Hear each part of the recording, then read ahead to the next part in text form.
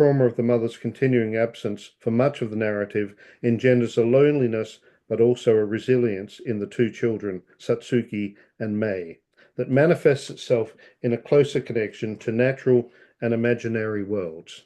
The world of Totoro, which Mei discovers and enters in a moment closely reminiscent of Lewis Carroll's Alice in Wonderland. Next screen. No, screen number 5. Oh, sorry. Okay. Thank you. Okay. Set in a semi-rural location in 1950s Japan, its geographical setting is in part a conflation of the locales of Miyazaki's childhood, but is not specific in its referential points. For many viewers, perhaps, the story and its rustic location are infused with the nostalgia of innocence, imagination, and childhood. Yet Miyazaki specifically rejects nostalgia. He says, when he was planning My Neighbor Totoro, that he rejects reminiscence and nostalgia, but prefers reimagination, in that it draws innovation and freshness from, and I quote, what we have forgotten, what we didn't notice, what we are convinced we have lost. In this sense, Miyazaki makes a clear differentiation between our conscious and at times mawkish propensity for nostalgia, and a kind of shared subconscious that is fundamentally elemental and folkloric in its nature, and one which he believes unites humanity, one that is not necessarily overtly nostalgic, but constitutes a shared sense in modern times of loss, of an underlying absence of natural and folkloric connection, and a need for a release point. In Miyazaki's terms, if looking backwards is only for the sake of believing the past was better, that is a flaw in our perception of the past. History and its interpretation is not to be seen in such simplistic terms, for Miyazaki's childhood tells him that. Rather, his anime suggests that he interprets time as a continuous cycle, perhaps even a form of multiverse, a visceral world in which we are all connected in various ways, and in which history and the potential of alternate histories and environments expands from points of rupture and trauma. In this conception, writing My Neighbor Totoro, Miyazaki prioritizes emotional truth over conventional narrative, seeking in part to illustrate ordinary life just flies out the window, but also, just as importantly, when the minutiae of our life is all that sustains us. Show slides 6 and 7, please. 6. Okay. 7. And This one, 7. slide 7. Yeah. Yeah. Okay. Thank you. Partly because of this, the narrative structure of Totoro is relatively episodic rather than plot-driven. The director is, in his own expression, attempting to coax out long-forgotten feelings from his and his audience's youthful memories, piecing together the jigsaw of crucial points of rupture and trauma, but also joy and the necessity of physical and emotional release. Totoro portrays instances of deep pain, but also moments of great joy. As Mei and Satsuki exclaim to each other in exhilaration, it was a dream and it wasn't a dream. Okay, show slide 8, please. Okay, and that's one of the final shots of that movie. We're going to move on now to Princess Mononoke. Show slide 9, please. Okay. By the late 1980s, with Japan at the height of its bubble economy and the overpricing of its assets being underscored by heightened consumerism and corruption, independence was not the financial autonomy that previous post-war generations had sought. The Japanese bubble economy of inflated property values and incomes, and an economy that would come crashing down in the 1990s, had originally provided its people with a false sense of liberation. Yet at the time of its occurrence, this had indicated to Miyazaki that Japanese society had been removed from its spiritual soul. Because, he says, liberation can also create insecurity and loneliness. In Princess Mononoke, we see Miyazaki at his most vivid in his portrayal of corruption within humanity and its effect on the environment. Miyazaki's film shows, in the literal and metaphorical sense, a crucible in which something positive may be formed from cataclysmic rupture, a rupture of lifestyles, of families, of history. Set in the late Muromachi period in Japan, about 300 to 500 years ago, Miyazaki intended Mononoke to depict the unchanging nature of humans by overlapping the turmoil of the period. In drawing parallels between today's rapidly changing society and this historical time, the movie's focus is on the spiritual and environmental destruction that such changes can engender. Its emphasis is on human destruction. This is a violent world in its conflict between animals, humans, and gods. Yet this situation is natural rather than unnatural because, in Miyazaki's opinion, quote, unless we see violence as one of the attributes of humanity and not an illness or something to be repressed, our understanding of humans becomes very narrow. Miyazaki's choice of the Amishi people, the ethnic group to whom the central character Ashitaka belongs, is significant because it draws a blank slate. These people were destroyed and wiped out. There is nothing left of them. There is no knowledge of them. Show slides 10 and 11, please. This is 10 and 11. Good, thank you. These are scars on the arm of Ashitaka and on a spirit god.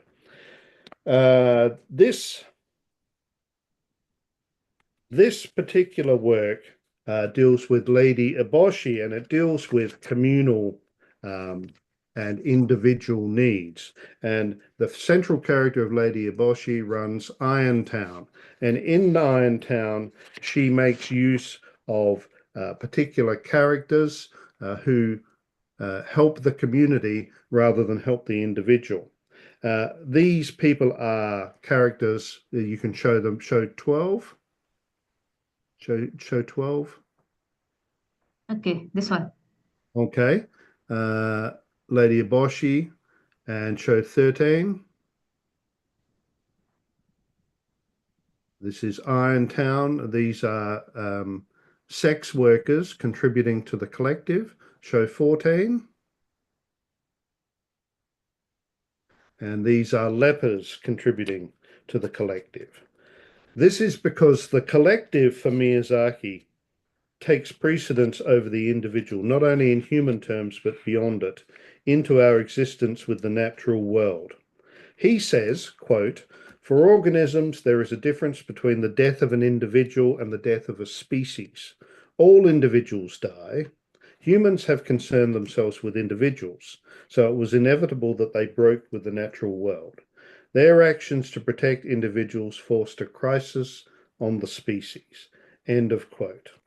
So in Princess Mononoke, human relationships are still of importance, but we are interpreting them through a broader spiritual and environmental lens that places us at a point of chronological rupture. Our fragile position in relation to the vast range of life forms that surrounds us becomes paramount to the tenuous balance between individual human existence and society, but also to the even more fraught coexistence across species, which lies at the core of our collective subconsciousness and at the core of our very humanness. Okay, show slide 15, please. This one. Yes, thank you. That's Ashitaka and San. And so this is species and humans connecting across mythology. Okay, show 16, please.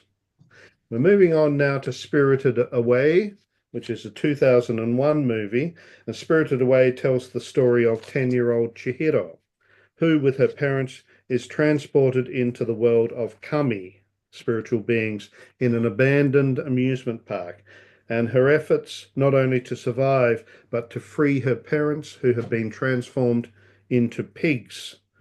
The mise-en-scène of Spirited Away, the journey, the disused amusement park, and the Japanese communal bathhouse of the gods, where much of the action takes place, are equal parts grotesque, sinister, and humorous, and emphasize the chaotic rupture that Miyazaki associates with the modern state of Japanese society. Show slide 17, please.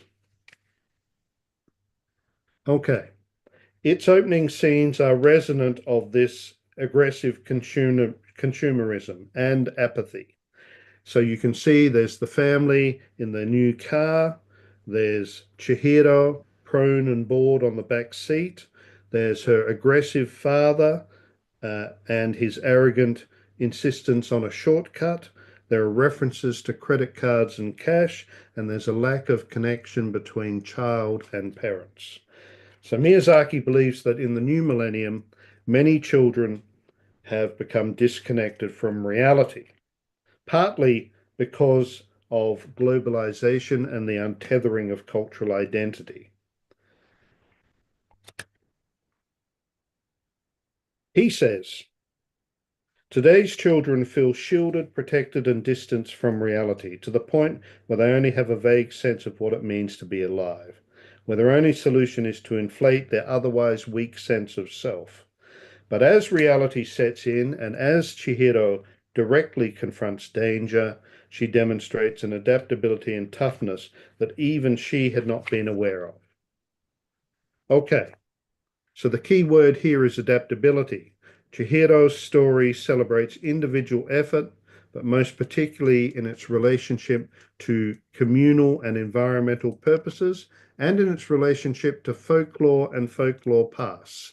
So you've already gone on to slide 18. That's okay. Stay there on 18. Okay.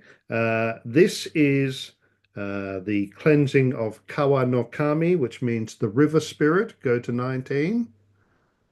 Okay. So in this particular movie, there is an effort to show pollution and its effect not only on the environment, but its effect on folklore and on the spiritual heart of the community.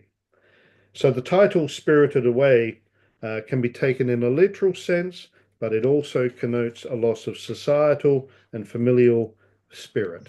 Excess material gain has now acted as a false salve for the absence of social and communal bonds and has subsumed our inner spirit. Okay, show slides 20, 21, 22. Here's Chihiro small against a go back one, please. Here's Chihiro small against a daikon god.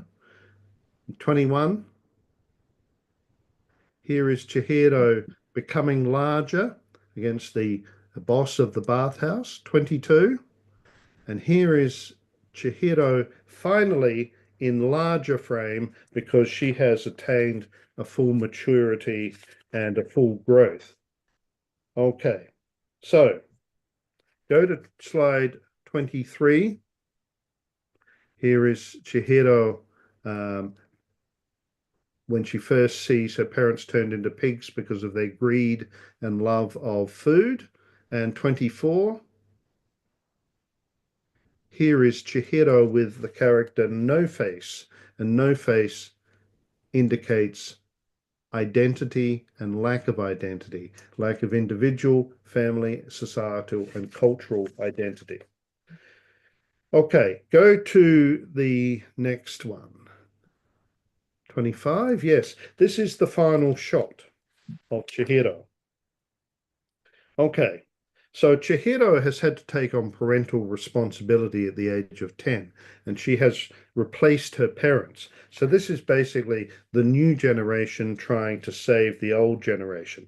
But her final expression gives us some doubt because we don't really know whether the new generation is old enough to take on these responsibilities. So we must ponder when we see her final expression at what emotional cost to the child.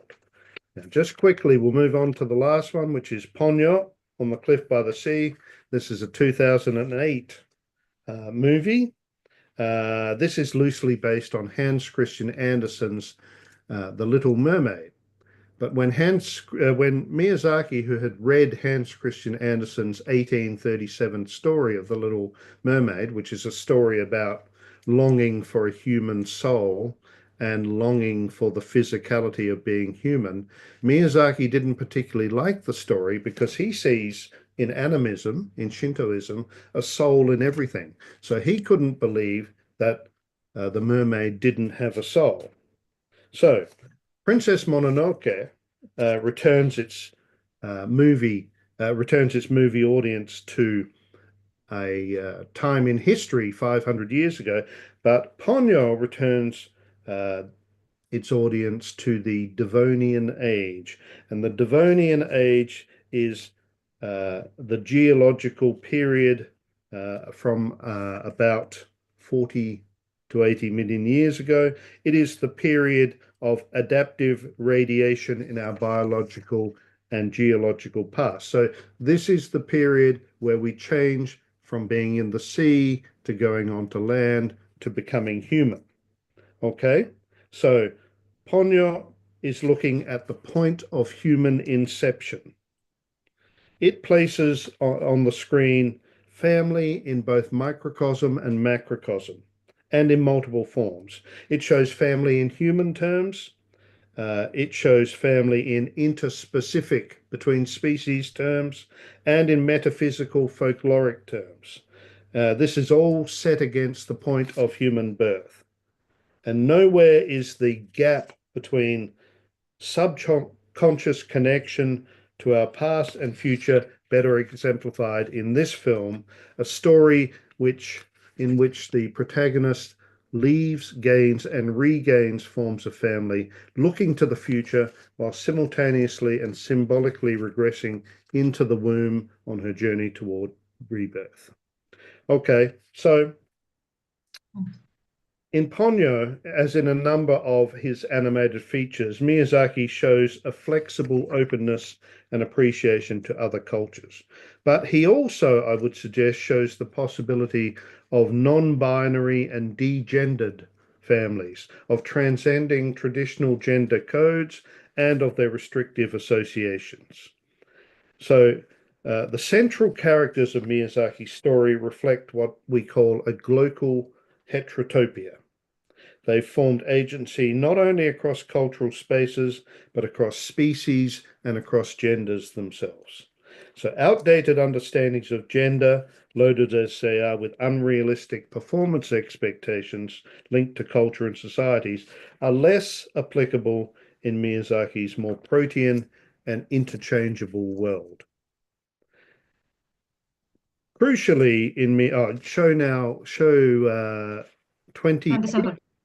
27 Oh, and 28. These are stages of fluid transition in Ponyo, where she goes from fish to part human to human, back to fish. Okay, show 29.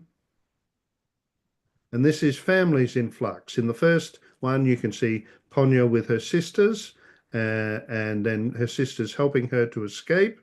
In number 30, you can see Ponyo in semi-transition from fish to human. In number 31, you can see Ponyo in full transition to human.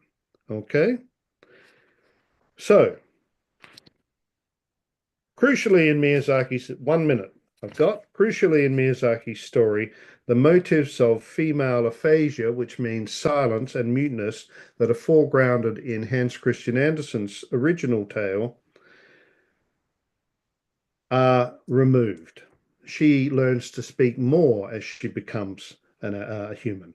Just as Ponyo achieves human empathy and a voice by emerging from the sea onto the land, so too do humans regain an affinity with nature and their primal origins by entering the world under the sea. So the conclusion of the film cuts to the heart of Miyazaki's purpose, for it is this hope, not only of a reconnection with our physical and mythological origins, but also of negating and transcending false social and familial norms that remain central to his belief and to the narrative. In Miyazaki's world, outcomes are fluid, dependent always upon a continuing awareness of the fragility of our environment, our reliance upon it, and our connection to folklore and mythology. His stories ask us to connect our physical history to our spiritual and folkloric past, and in doing so, we may retain a communal imagination that is vital to how we perceive and position ourselves, our past, and our future. Okay, that's it for me. Thank you very much. Okay, thank you very much, Professor Bernard. Now allow me to translate, not translate the whole, but give the point of your talking in bahasa Indonesia. Oke, baik, Bapak dan Ibu, dari paparan Profesor Bernard Wilson, kita tahu bahwa cerita rakyat atau folklore dan pemahaman terkait nilai-nilai keluarga tertanam kuat dalam cara orang Jepang memandang diri mereka sendiri maupun dalam masyarakat yang lebih sekuler dan pragmatis saat ini. Hal tersebut nampak dalam film-film animasi karya Hayao Miyazaki. Film-film tersebut merupakan representasi situasi masyarakat Jepang secara luas. Miyazaki menggunakan struktur keluarga dalam berbagai bentuk, misalnya hubungan dan tanggung jawab pribadi sebagai anggota keluarga, hubungan keluarga dengan komunitas yang lebih luas, serta hubungan keluarga dan individu dengan lingkungan. Cerita-cerita yang dibuat Hayao Miyazaki berpusat pada eksplorasi keluarga dalam berbagai konsep dan kompleksitas, seperti hubungan antar anggota keluarga, penolakan dan penerimaan dalam keluarga, kehadiran dan ketidakhadiran salah satu sosok atau anggota keluarga, yang kemudian kompleksitas tersebut mendefinisikan ulang dan menemukan kembali konsep keluarga di luar interpretasi dan parameter tradisional. Terdapat 4 film animasi karya Hayao Miyazaki yang dibahas oleh Profesor Bernard. Yang pertama berjudul My Neighbor Totoro, film tahun 1988. Film ini menceritakan seorang profesor di universitas dan kedua putrinya yang pindah ke pedesaan agar lebih dekat dengan rumah sakit tempat ibu kedua anak tersebut dirawat karena mengalami sakit parah dan harus dirawat dalam jangka panjang.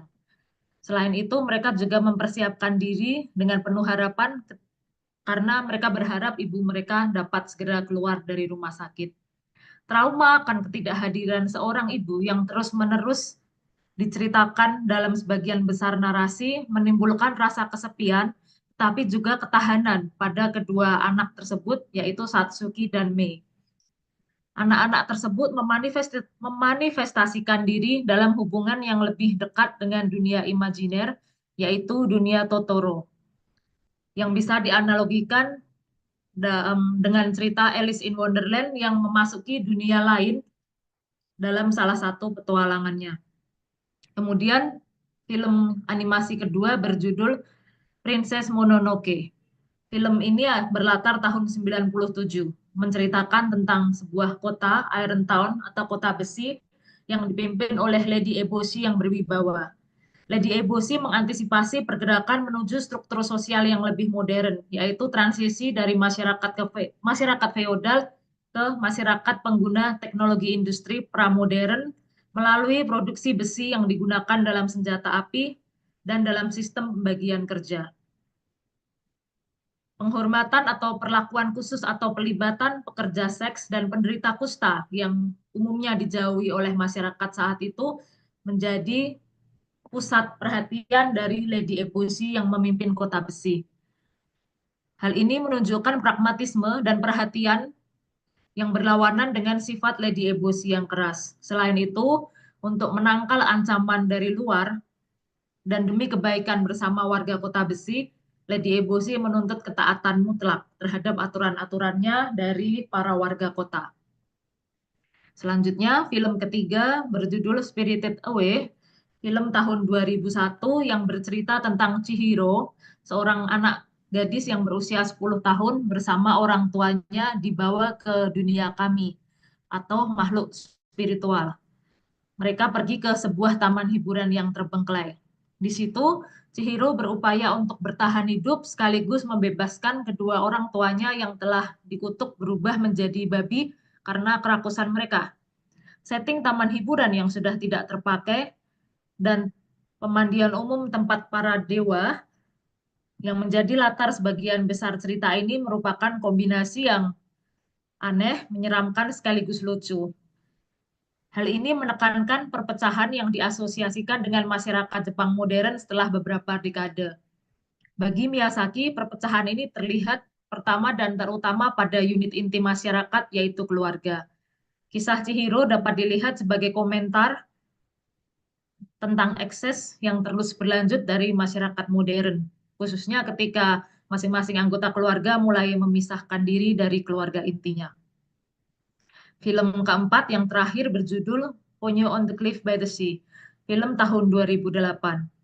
Film ini secara longgar mengambil aspek-aspek dari kisah Hans Christian Andersen yang ditulis pada tahun 1837 yang berjudul Little Mermaid, yang mungkin kalau Bapak Ibu dan teman-teman tahu ada versi filmnya yang baru-baru ini yang dibuat oleh Disney. Nah, di ceritanya Hans Christian Andersen adalah keinginan Putri Duyung untuk memiliki jiwa dan fisik seperti manusia.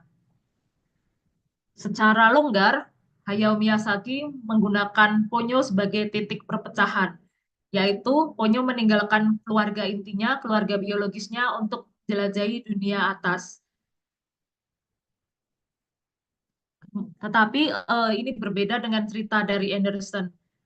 Karena sebagai seorang anak, Miyazaki membaca Little Mermaid, namun dia tidak percaya bahwa sebuah sosok tidak memiliki jiwa. Bagi Miyazaki, tidak ada sesuatu pun yang dalam keadaan alaminya tidak memiliki jiwa. Alur cerita Ponyo menyandingkan titik perpecahan, yaitu meninggalkan keluarga, dengan kondisi perpecahan yang lebih luas, yaitu perpecahan evolusi dalam periode geologi yang dikenal sebagai zaman Devonian, dan pada akhirnya menawarkan harapan untuk inklusivitas komunal. Melalui cerita Ponyo, kita diajak untuk bergerak dari sisi adaptif terhadap masa lalu, kemudian kita melihat evolusi tersebut dan menantikan persepsi yang baru dalam evolusi di masa depan. Kesimpulan dari keempat cerita tersebut adalah bahwa Hayao Miyazaki menceritakan cerita children's literature anak-anak sesuai dengan kondisi masyarakat Jepang pada masing-masing tahun. Pada tahun 1988, My Neighbor Totoro berfokus pada keluarga inti, karena saat itu masyarakat Jepang masih sangat menghormati keluarga inti. Kemudian film berikutnya tahun 1997, Princess Mononoke, berfokus pada krisis ekonomi dunia yang mulai melanda Jepang sejak 97, kemudian lanjut 98 dan 99. Oleh karena itu dia berfokus pada tokoh Lady Eboshi yang bertangan besi. Selanjutnya di film tahun 2001, Spirited Away, ketika anggota keluarga mulai meninggalkan keluarga intinya, Miyazaki juga berfokus ke situ, bahwa terjadi perpecahan dan transendensi ketika masyarakat melihat nilai keluarga tidak lagi sepenting dulu. Terakhir, pada film Ponyo yang dibuat tahun 2008, diceritakan anak-anak mulai ingin meninggalkan keluarga intinya dan mencari kehidupan.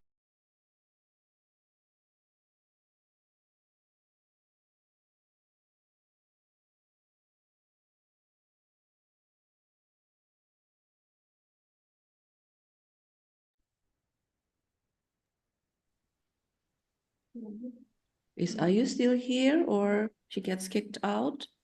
Let me. Oh, I just kick out. Okay, you're back. Oh, okay. Sorry, I didn't realize it. Okay, so should I read the summary again or not, Kak? No, it's Sampai just mana ya tadi saya terputusnya?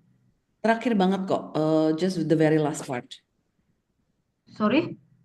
Just the very last part, the final part only. Aku nggak dengar, Kak. Hello? You Ya, cannot voice? can you hear me? Yes, we can. Can you hear Okay. me? Should I repeat the summary? No. No, because other people need to speak. I think it's quite clear already, Am Ayu. I audible? Oh, can you hear me, Kak? Yeah, yes, we can hear you. Okay. So can I move Atau aku harus Yeah, ulang please summary-nya ya? proceed Aku to nggak tahu tadi terputus sampai mana. Oke. Jadi intinya film-film Jepang karya Hayao Miyazaki merupakan representasi kondisi sosial Jepang di masing-masing zaman. Oke. I'm sorry karena terputus. Ini koneksi mungkin. Untuk pemateri kedua adalah Dr. Syarifah Aisyah Osman. Sebelumnya saya akan membacakan biografi beliau. So, Syarifah Aisyah Osman is an associate professor and head of the Department of English, Faculty of Arts and Social Sciences, University Malaya, Kuala Lumpur, Malaysia, where she teaches courses on youth literature and 19th century British literature. She holds a PhD from Boston University, USA, and her research focuses on the intersection between feminism and literature for children and young adults. Her recent publications have appeared in the Asian Family in Literature and Film, South Asia, Southeast Asia, and ASEAN Diaspora, published by Palgrave Macmillan in 2024. The Routledge Companion to Girls Studies, also published by Routledge in 2024. Next is ASEAN Children's Literature and Film in a Global Age, Local, National, and Transnational Trajectories, published by Palgrave Macmillan in 2020. Making Heritage in Malaysia, Interdisciplinary Journal, Bookbird, a journal of international children's literature and Southeast Asian Review of English. She is co-editor of the Ocean Family in Literature and Film, Volumes 1 and 2, published by Palgrave Macmillan in 2024 with Bernard Wilson. Also, she co-editor The Principal Girl, Feminist Tales from Asia, by Gerak Budaya 2019 and The Principal Girl Redux, Gerak Budaya 2023 with Tutu Duta. She is currently working on two projects, an academic monograph on feminist folktales and folktale adaptations in Malaysian youth literature, and a research project on sustainability, health, and social issues in Malaysian children literature, sponsored by Embassy of Sweden in Malaysia. So, Dr. Syarifah, the screen is yours. Thank you. Thank you very much, Ayu. Assalamualaikum warahmatullahi wabarakatuh to all the audiences here. Thank you so much. I would like to express my gratitude to BRIN and of course to Herdiana as well for this privilege of being able to speak to all of you today. And of course, it's always nice to see you and Bernard as well and to collaborate on this project. Okay, so let me try and share my screen and we can start the presentation, yeah? Ayu, please let me know if you can see what's happening, yeah? Is it showing? Not yet.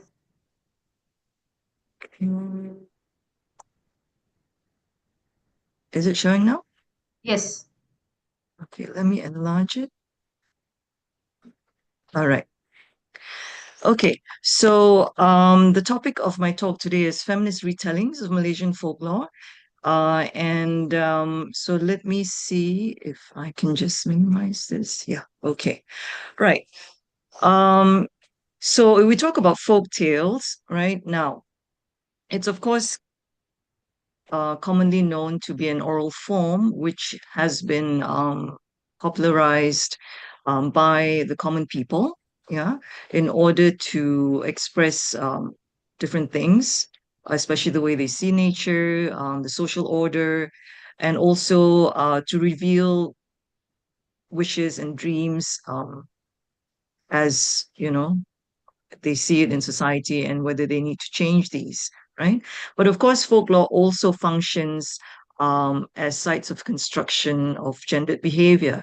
And from my talk today, I hope to show you and we'll also discuss a few stories, right, in which you can see the representation of such gendered behavior and how these play a role, right, in the reproduction of patriarchal values. And of course, the retellings also will demonstrate a kind of interrogation of these values because, as scholars have noted, right, gender bias remains one of the recalcitrant elements of folktale. And for many of the authors of retellings, what they wish to do is to try and address this issue of gender bias, right? And to address this idea of a patriarchal ideology. So very often what we see in the traditional folktale, whether in Malaysian folklore or in Asian folklore, even I would say in a universal sense, is how when you talk about the representation of women and girls, you tend to see them being categorized either as damsels in distress, or they are villainized, right, as the evil stepmother or the cruel stepsister, and these women serve as rivals for male attention. So the focus tends to still be on male characters, right? So if you look at the Malaysian publishing scene, there is, I would say, in the last 10 years, a greater appreciation for folktales in general. There is a great interest in bringing these stories to the attention of children. And parents and parent groups as well have become very interested in reading material for their own children and are looking for such books to share, to read with their own children. So I'm showing you on the screen a few examples in the last couple of years, right? And if you look at the Western publishing scene, however, there has been as well, not just an interest in folktales, but in folktale retellings, right? If you look at the first one, Not One Damsel in Distress, that's as far back as the year 2000. And recently there was Gutsy Asian, which just came out in 2023. But all of these titles demonstrate a development and interest in the approach, right, of using feminist studies as a way to read and recast and reimagine folktales. And similarly, if you look at cultural productions like films, yeah, you see a similar trend there in which feminism has also made its mark, where many of the female characters have started to be privileged in terms of their perspective and been given attention and demonstrated as having strong roles, right? Yeah, so when you think about retellings or revisionist retellings of traditional fairy tales, what you see authors doing, right, is taking the opportunity in their stories and in their films to promote the idea of feminine agency, right, and also to ask questions about what constitutes these normative constructs of gender and sexuality, and to dismantle these constructs in order to contest patriarchal notions of gender and power. Right? And parents too are finding it a very exciting time because if you look at some of the reviews and all that, many of these writers say that they find it very heartening to know that their books are addressing a market that perhaps had not been noticed before, and the purpose of that is, of course, to empower young girls, right? And this appears to be a kind of international trend, right? So in the Malaysian context,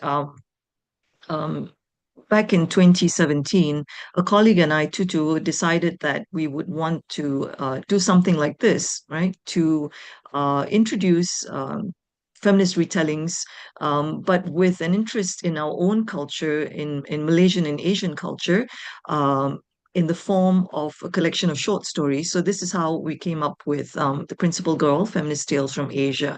The first edition actually came out in 2019, about 2 years after we submitted the call for stories. And then in 2023, the publishers asked us whether we wanted to have a second edition because the first one had initially sold out. And so we're very happy about that. And this is how you see Principal Girl Redux, which was published 2 years ago. And it is still in the market. And if you're interested, sorry for the shameless self-promotion, but you can purchase it online through Gerak Budaya. Right. And so what we wanted to do with this collection was, of course, to provide this kind of alternative perspective so that we could provide young readers with a variety of different gender roles, in particularly those in Malaysia. And also we wanted to highlight the status of girls and women as strong characters, strong role models through the breaking of gender stereotypes, right? We were looking for, especially Asian folk tales. We wanted regional stories as well, and especially those about famous cultural icons or stories that had become erased through time, and we wanted to bring those stories back. Yeah. Okay. So we were able to gather for the second edition, we got 20 stories. The first one we had about 18, so we added 2 more, right? So this is the content page. And why call them feminist tales? Again, we wanted to look at the idea of female empowerment. We wanted to privilege the idea of agency, strength, and the wisdom of women. And to contrast that with the sort of androcentric position that traditional folktales have tended to take, in which if you see a female character, she tended to be in a kind of subsidiary role, or her purpose of presence in the story was really to sort of propel the main character, the male, the hero's position. Yeah. I wanted to start with the first story here, which is something I'm sure many of the Indonesian audiences are familiar with, which is Bawang Merah and Bawang Putih, right? And of course, if you know the original story, there is the evil stepmother with the daughter, and Merah, and Putih, who is the innocent persecuted heroine. So there is this kind of tension between the two sisters. There's a kind of sibling rivalry, and it culminates in the younger sister being able to finally gain the attention of the prince when she is able to get on the swing and sing this song that attracts his attention. Yeah. So in this adaptation, what we wanted to do, right, we see Prita Samarasan subverting this paradigm of sibling rivalry and interrogating this whole idea of who is good and who is bad, because the story privileges Merah's perspective. So what we see here is actually, a focus instead on the character that has traditionally been seen as the evil one, right? Instead, what the story does is to privilege Merah as someone who is very savvy, gutsy, and outspoken. She's not apologetic at all about the way she tends to be aggressive, because she says, these are survival skills, right? These are the lessons that I've learned in order to survive, because we can't all be this kind of princess in the ivory tower and just, be combing our locks by the river. And also Merah is, she rejects traditional ideas of romance. She thinks that Putih is someone that's, being silly and not thinking logically, and just like those boys, right? She deserves to be treated as, stupid. And on top of that, she says that the way I look at the world is with resourcefulness and with quick thinking. The way we've been conditioned to accept our subservience, right, actually is a way to punish people who know what they want, right? So if you look at that scene where there is that pumpkin scene, right? It's a very famous one in which you see Putih being the virtuous girl taking the smaller pumpkin. But in this story, what you see is Samarasan reverting that to Merah taking the larger one and saying that I know what I want. I want the larger pumpkin. But when you do that, society doesn't allow you to do this, and they call you greedy and all that, right? And similarly with the idea of marriage, you see that it inverts this whole notion of the idealization of marriage, because she pities Putih and her sheltered life, right? Because she says no matter how much, how rich you are, this sort of loss of freedom and independence is something that, is to be pitied, right? So ultimately, the story challenges this whole binarism of good and bad. And what Merah's perspective does is to privilege this idea that women are complex individuals. They should be regarded as such and to be respected also.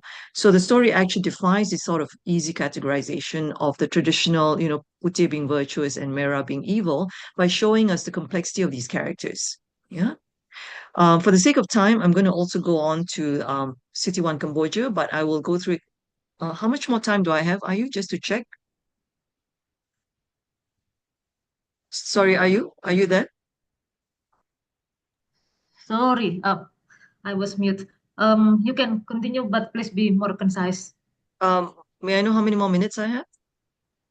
Around 15. Okay, all right. So in the second story, which is City One Cambodia, you can see that she has a scorpion beside her. This is a retelling of the traditional tale in which there is this young girl who's born with this disease, and it disfigures her. So she feels very lonely as she grows up and becomes a young woman. She is, of course, in search of a husband and feels that she cannot live in this kind of condition. So she seeks the help of a healer, Nenek Kebayan, who promises to help her. But she says that you must agree never to break your mother's heart. So what happens is that she is able to be transformed into a beautiful woman, but she forgets herself and becomes very vain and conceited. And this breaks her mother's heart. And so after that, Siti is, repentant and decides to mend her ways, and she marries a man named Awang. But what they realize is that for every time she marries a man, right, the next day he's found dead, right, bitten either by a spider or a scorpion. So when this keeps repeating itself, Siti then realizes that she has been cursed. Yeah. So eventually she moves into a smaller village and she marries this man, Pak Kulim, who manages to rescue her from the situation, because he discovers that actually when Siti falls asleep at night, all of these venomous creatures crawl out of her mouth. So he manages to destroy them. Eventually he becomes the only one to survive the marriage, and they live on happily ever after. Right. So with Maizura Abbas's feminist retelling, what you see here is she changes the story in several important ways, right? And one, of course, is the representation of the romance between Siti and her suitor, which is Haji Reda, right? So unlike the other one, in which Kulim only discovers that Siti has all of these venomous creatures when she's asleep, here you see Siti herself.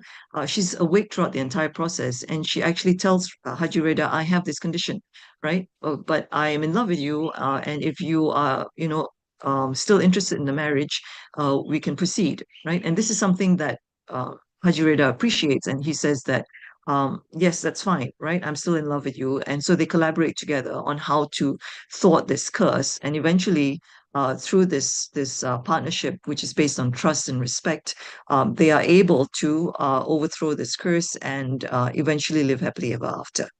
Yeah. So this is an important difference, because you don't see that in the traditional story, but in this one, you see her collaborating with her partner on equal terms. They use the intelligence together, and that's how they are able to break free of this curse. Okay. Now, in the last story that I will discuss with you, this is a film that came out fairly recently. In 2022. It's called Walinung Sari, and it depicts the life of a princess from Indrapura, which was the ancient name for Pahang. And she is trained as one of the finest warriors of her generation. And as you can see in the illustration, right, many suitors came for her hand, but she has vowed to only marry the one who can defeat her in combat. But of course, she turns out to be very intimidating and is unable to find a partner. And she's not interested actually in marriage at all, because she's quite happy to be the heir to her father's throne and just rule Indrapura on her own. Right. Now, the father also, Bendahara Paduka Raja, is a very wise ruler. He believes that daughters should also be educated. So in this regard, you can see that the story also highlights this issue. And Walinung Sari is depicted as someone who is knowledgeable in statecraft, literature, and philosophy. She's not just a skilled warrior. Right. However, the father's decision to accept the marriage proposal from a prince of Malacca is something that breaks her heart, because she feels that this is something that is in a form of betrayal, right? She would have wanted to just, rule Indrapura on her own, but her father insists that she needs to have a husband, right? And so that Indrapura is also politically protected. Yeah. But what Walinung Sari does is to make this sort of negotiation and bargain with the father, and says, okay, fine, I will marry, but please let me take a look and go on this trip to Pura for one last time before I leave this land. So the father agrees, and this is how you see Walinung Sari going off on this journey, and together with her handmaiden, Ma Inang. And then if you look at that scene there, her independence of spirit and her sense of adventure is strong, because she feels very conflicted about this, right? She knows that she has to fulfill her duty and sacrifice her own happiness for the sake of this political alliance, and to please her father in marrying this Prince of Malacca. But at the same time, she also desires adventure, right? Now, in this during this trip, she encounters this magical bird, which is actually the Prince of Kayangan, who has disguised himself. If you take a look at the upper right corner, right, and she doesn't know this, of course, that he's a prince, and then he further disguises himself as a beggar to court Walinong Sari. So this process of their relationship being developed is something else that is revised in the film by the author.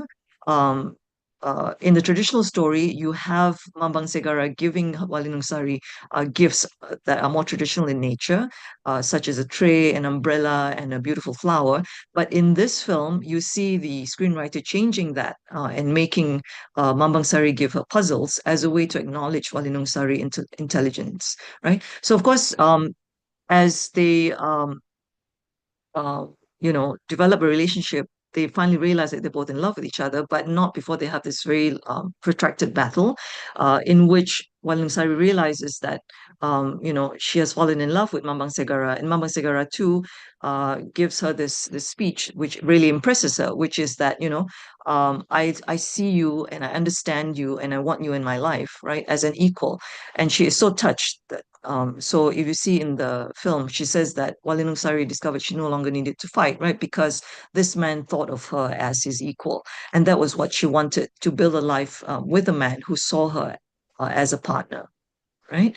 However, the father still needs to come to terms with Walinong Sari's agency, but he does, right? And this is another way in which the story is revised, right? Because you see the father actually telling Walinong Sari, right, if this is truly what you want, then I will allow you to go, and you have my blessings to go in pursuit of Mambang Segara. Yeah, because there's a crucial scene in which the two lovers are separated by Mambang Segara's father, right, who is the king of Kayangan, who of course doesn't like the idea of his son being married to a normal human being and tries to separate them. Yeah. So to conclude, right, you see that this film is how is it a feminist retelling? There is a revision of the father-daughter relationship. There's a much stronger bond, unlike the traditional tale in which Walinong Sari is just ordered by the father to marry this prince. Right here, you see him being respectful and explaining why he needs to do that. And he also appears in dreams to communicate with Walinong Sari. When he gives the blessings, it also happens in a dream. Right? He even tells her, you have to look for him in Gunung Tahan. So these are all, I think, important points that demonstrate the strong bond between father and daughter, right? And Walinong Sari also, as a princess, is not traditionally beautiful. She's just like, not just this skilled warrior, but she's intelligent, and more importantly, she has a strong desire to pursue her own path in life, to be independent. Right. So her decision to look for Mambang Segara and to follow her heart is an indication of this. And of course, the relationship between Walinong Sari and Mambang Segara also is important, because it's not just based on physical attraction, but mutual respect and understanding. Right. So in conclusion, as feminist revisionist narratives, these three stories, Red and White, Cik Sitiwan Kemboja, and Walinong Sari, all demonstrate how folktale retellings can function as subversive depictions to highlight patriarchal norms that contribute to the production of gender inequality. So beyond just reappropriating traditional Malay folklore, what you see in these examples, right, of the short stories and the film, is the interrogation of the cultural construction of girlhood. How do we understand the concept of girlhood, and how can we use this understanding to interrogate or contest current or contemporary patriarchal and feudalistic ideologies that remain present in present-day Malaysia, right? So by privileging the perspectives of these female protagonists like Mera, Sitiwan Kemboja, and Walinong Sari, we understand that, girlhood is not just a struggle of the gendered body in the face of patriarchy, but also it is an emergent period of agency, self-assertion, and emotional growth. It can be also a positive experience. Yeah. And by questioning how these power-based hierarchies and practices of family are still reflected in traditional Malay societies, feminist folktales provide women and girls with the tools, right? Not only to articulate and challenge their experiences of marginalization, but also to use these stories as ways to advocate for their rights and those of their peers. Yeah. So these are my references, and thank you very much. I hope I've kept to time. Yeah. Yes, thank you very much. Yeah. Okay, so I have your book, Sharifah, this one. Oh, thank Because you. to me. Okay, so let me give brief summary in bahasa. Jadi Bapak Ibu, presentasi dari Dr. Sharifah mengangkat dua cerita dari buku ini. Kemudian ada satu lagi Walinong Sari mungkin di seri yang satunya karena dia nggak ada di sini. So basically tujuan dari feminist retelling atau penceritaan kembali dari sudut pandang feminis adalah untuk menyejajarkan peran perempuan dengan laki-laki atau memberikan power, kekuatan yang lebih dari perempuan yang dari versi cerita aslinya itu cenderung permisif atau pasrah, nggak bisa ngapa-ngapain. Nah, dalam penceritaan kembali dari sudut pandang feminis, tokoh utama atau protagonis perempuan ini diberikan tempat lebih tentu dengan kekuatan. Ada 3 cerita yang dibahas oleh Dr. Sharifah. Yang pertama yang kita kenal di Indonesia juga, bawang merah, bawang putih. Dalam versi yang umum kita kenal, bawang putih ditunjukkan sebagai anak gadis yang taat, kemudian dia baik hati sehingga dicintai oleh laki-laki dan seterusnya. Tapi dalam versi Red and White yang diedit oleh Dr. Sharifah menunjukkan bahwa di situ Red atau bawang merah ini adalah tokoh protagonis. Jadi ceritanya menggunakan sudut pandang si bawang merah. Bahwa di situ diceritakan bahwa bawang putih ini cenderung sebagai orang yang kurang rajin dalam bekerja, terus sering berangan-angan, daydreaming kayak gitu, memimpikan laki-laki dan seterusnya. Dia tidak berjuang, dia hanya mengandalkan kecantikan dan seterusnya. Kemudian cerita yang kedua berjudul Cik Sitiwan Kamboja. Cik Sitiwan Kamboja ini memiliki kondisi tubuh yang tidak baik gitu karena banyak luka-luka.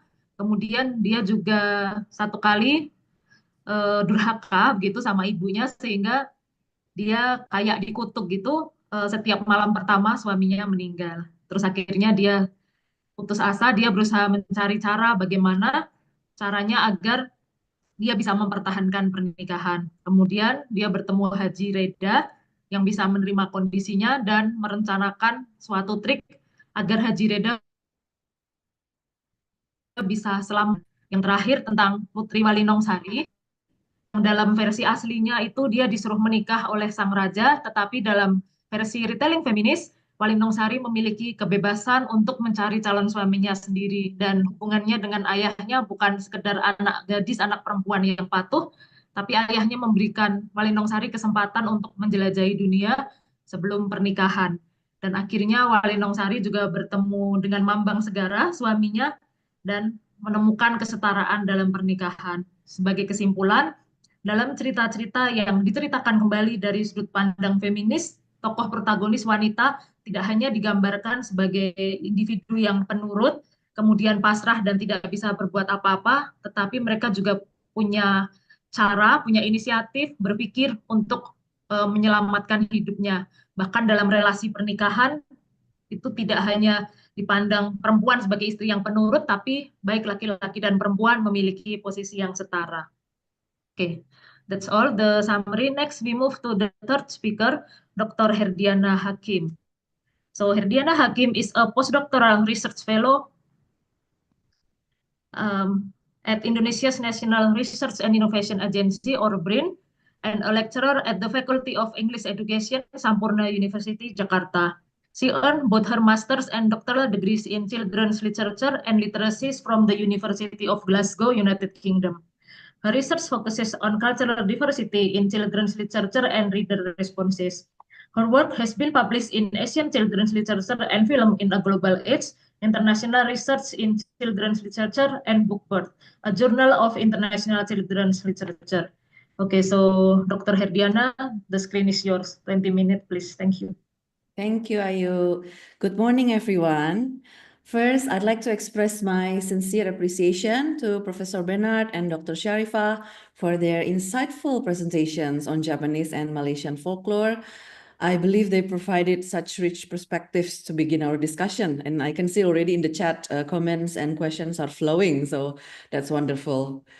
Now I would like to continue the discussion to our country, to Indonesia. Yeah, in particular, I'll be focusing on the evolution of kancil, or the mouse deer, our iconic animal here. Yeah, I want to explore how this traditional folktale, centering on kancil, has been evolving, changing, transforming throughout the years. So this is a photo of the animal itself. I have never seen it myself in real life. Maybe it's now included as endangered species, yeah. But like Pak Heri said in the opening, it is very famous among Indonesian children. I grew up with the story and the famous children's song, yeah, as I believe many of my Indonesian friends here could relate. So this is a story about the world's smallest deer, which is also a beloved character in traditional folklore in the Southeast Asian region. So I saw in Dr. Sharifah's one of Dr. Sharifah's slides there in the contemporary retelling of folktales, there's the mouse deer retelling as well, yeah, just like in Indonesia. It's actually very small, according to encyclopedia. Yeah, its height is only under 30 centimeters.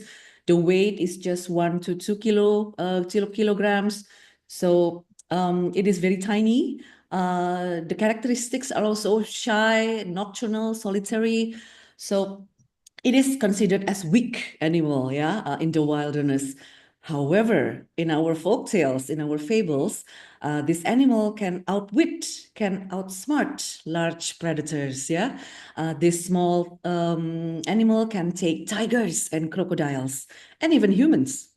Yeah, so among Indonesia's rich traditional stories, the tales of kancil, or the mouse deer, stands out as particularly enduring and influential. Originally transmitted through oral storytelling, kancil's adventures first entered written literature prominently through texts such as the one you see on screen. Yeah, this is one of the early written retelling of kancil that I could find online. So the first one is called Serat Kancil Among Sastra. It was authored by Kiai Rangga Among Sastra. He was a writer during the reign of Pakubuwana the fifth, I believe, in Surakarta, Solo. Meanwhile, the cover that you see on screen, that was the 1873, printing, the publication of Serat Kancil. Well, not the cover you see here. That's the more modern contemporary publication. But Serat Kancil by Raden Panji Sasrawijaya was first launched, as a tembang macapat, so Javanese traditional poem, in 1873. This one is a more modern publication, the cover that I found online by Departemen Pendidikan dan Kebudayaan. The stories that were told in this Serat Kancil, they show kancil as clever, so even though it's small, it can outsmart stronger animals and even humans. What about today? Oh, it is still popular. So this is to answer Pak Heri's question before, in the opening. So not only during the previous decades, even in this era. So these are all new, quite recent publications of si kancil, of the mouse deer. So these are the only the ones that I can find. I believe there are more out there, that maybe I'm not aware of, but it is still very popular. As you can see here, it is still being retold, republished. So fascinating to see whether it has changed, the portrayal, the characterization of kancil in these retellings, because there is something, there is some transformation that takes place here, So here's my own research. among that many Kancil books, especially for children, many children's books about Kancil. I chose 14, so this becomes my corpus for this research that I'm sharing with you now. So 14 titles. The reason I chose these titles was mostly accessibility, pragmatic. So it's not because I know the authors or because they're quite best-selling books, but they're just the ones that I could get my hands off, I do know some of the authors, they're quite famous authors in Indonesia in terms of children's stories. So it is quite exciting to see, all these retellings of Kancil and see if their characterization, has changed at all. So to be able to examine that, investigate that, I applied textual analysis. I'm looking particularly at the characterization of Kancil, of the mouse deer. Is it still pictured as a witty, clever animal? And then I want to look at the narrative structure as well. And then, of course, this is very important in our society, themes and moral messages, especially when we talk about children's books. Moral messages are very important. My theoretical frameworks, I use this to scholars' studies. So the first one is by Carpenter, published in 1992. She published in detail the transition of Kancil character from oral traditions to the contemporary at the time, in the 1990s, how the Kancil books, told the stories. So it's about Kancil's transformation. And the second study that I used was by Keong et al. There were several authors, several scholars. They argued that Kancil should be considered, should be seen as a trickster. We shall see what that is, Okay, so let me start with the first seminal study that I use as my framework. Katie Carpenter, who published a paper called Kancil, From Mischief to Moral Education, published in 1992, so quite a long time ago, But I believe it's still relevant. Some of the argument proposed by Carpenter here, I could actually see them, in our modern current retelling of Kancil.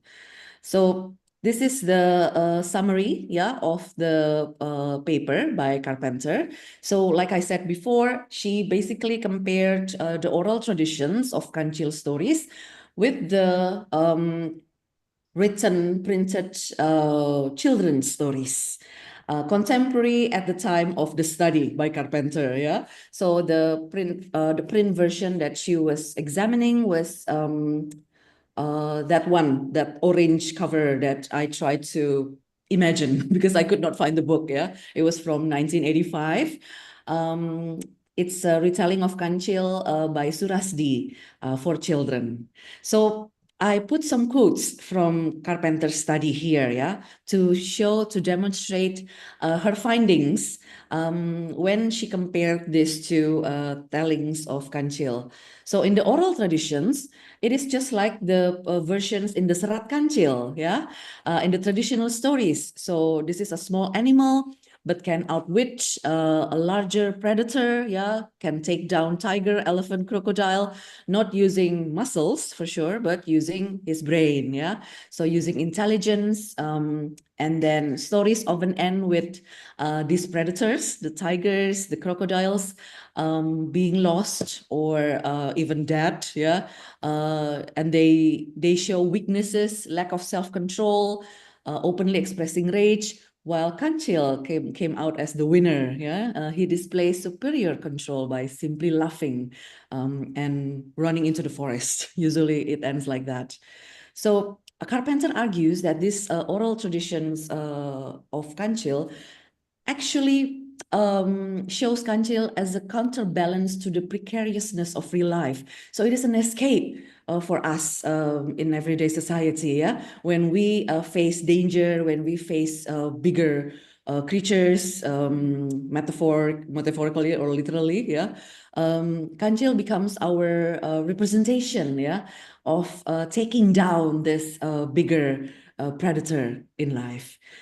Meanwhile, what's happened with the retelling for children? Carpenter here used a very interesting term that I would like to quote. The Panchasilicization, oh, it's quite difficult to pronounce, yeah, of a trickster. So she considered Kancil to be Panchasilicized, so moralized in a way, yeah. Kancil's character, Carpenter said, is both changing and being changed.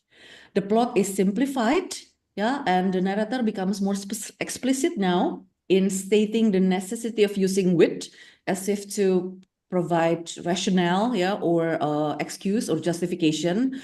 And there is a very heavy moral charge that is not in the traditional version, yeah. So the modern retelling clearly portrays Kancil as a model child for children to follow, yeah, as an example. So they change the characterization, they make the moral more explicit as well. Okay, so here's some key findings of Carpenter's comparison. That in the oral tradition, Kancil was originally a clever trickster. Yeah, that's the term to call Kancil. His stories were meant to entertain, not to teach morals. Maybe just like many of our folk tales, yeah. The early function was actually to entertain as our way to make sense, yeah, of life. So Kancil was admired for being smart, even when he tricked others. But then the later retellings, the one by Surasdi in 1985, Carpenter said that Kancil became a good role model now for children. And the stories started teaching clear moral lessons. This change, Carpenter argued, reflects society's goals. So a bit like, a bit touching on what Professor Bernard has also stated there, how Hayao Miyazaki's animes also reflected the society throughout different eras. This one as well, it applies to Kancil. So Carpenter tried to understand that after our independence, this study was still under New Order era, yeah, when we were still under Suharto.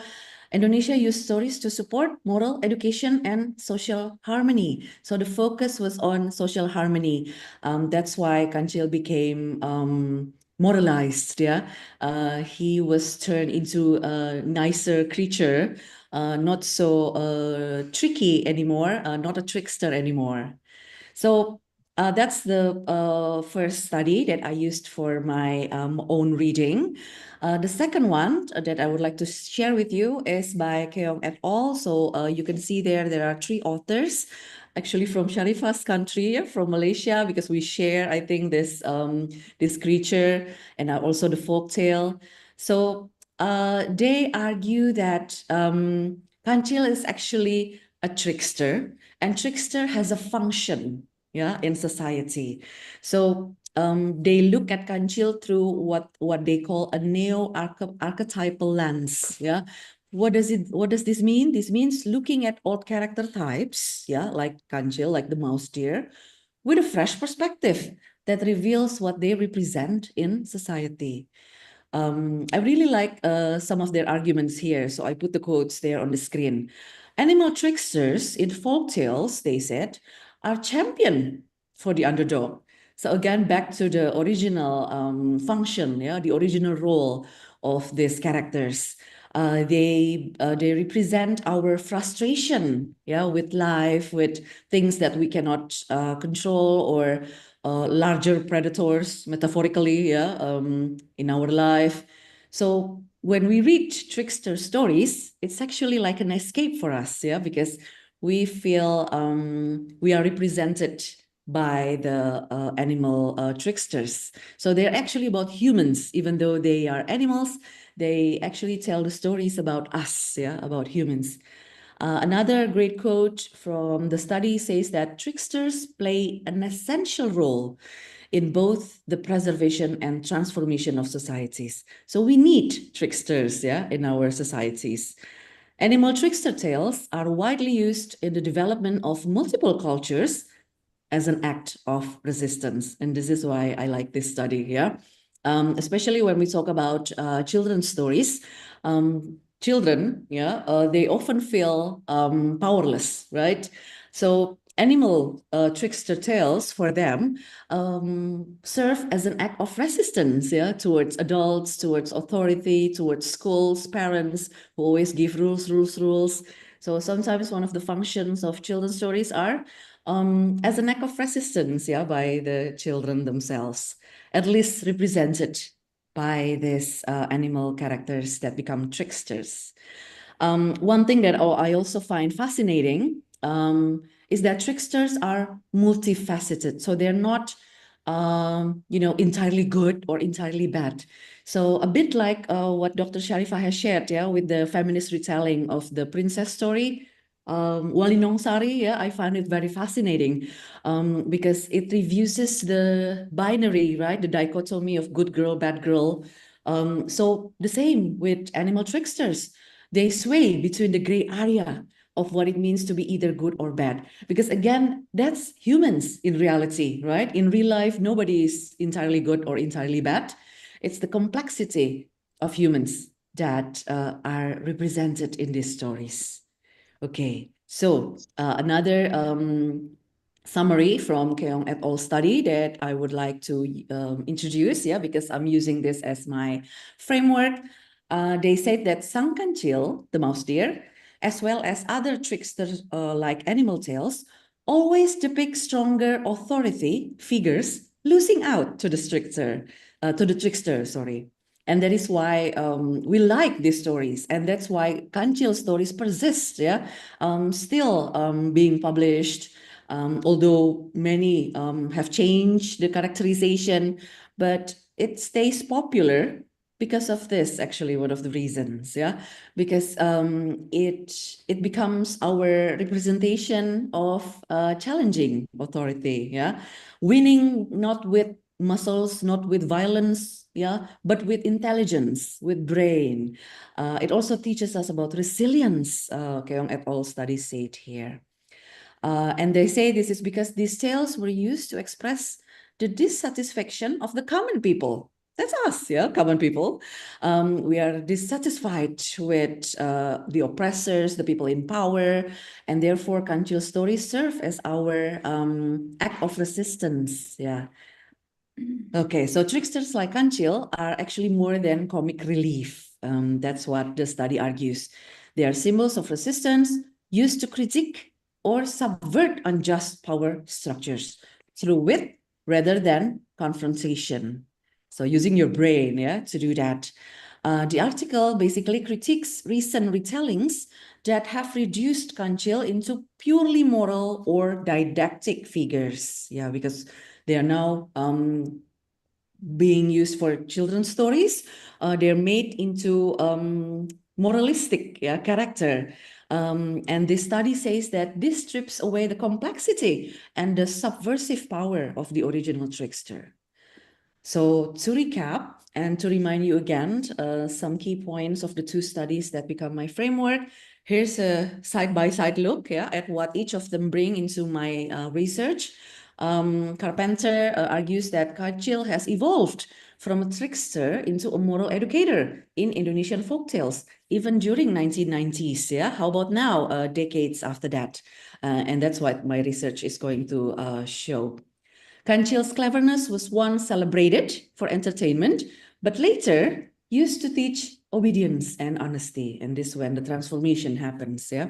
So my question that arises after reading Carpenter's study is, how has the depiction of Kancil in Indonesia evolved since her study in 1992?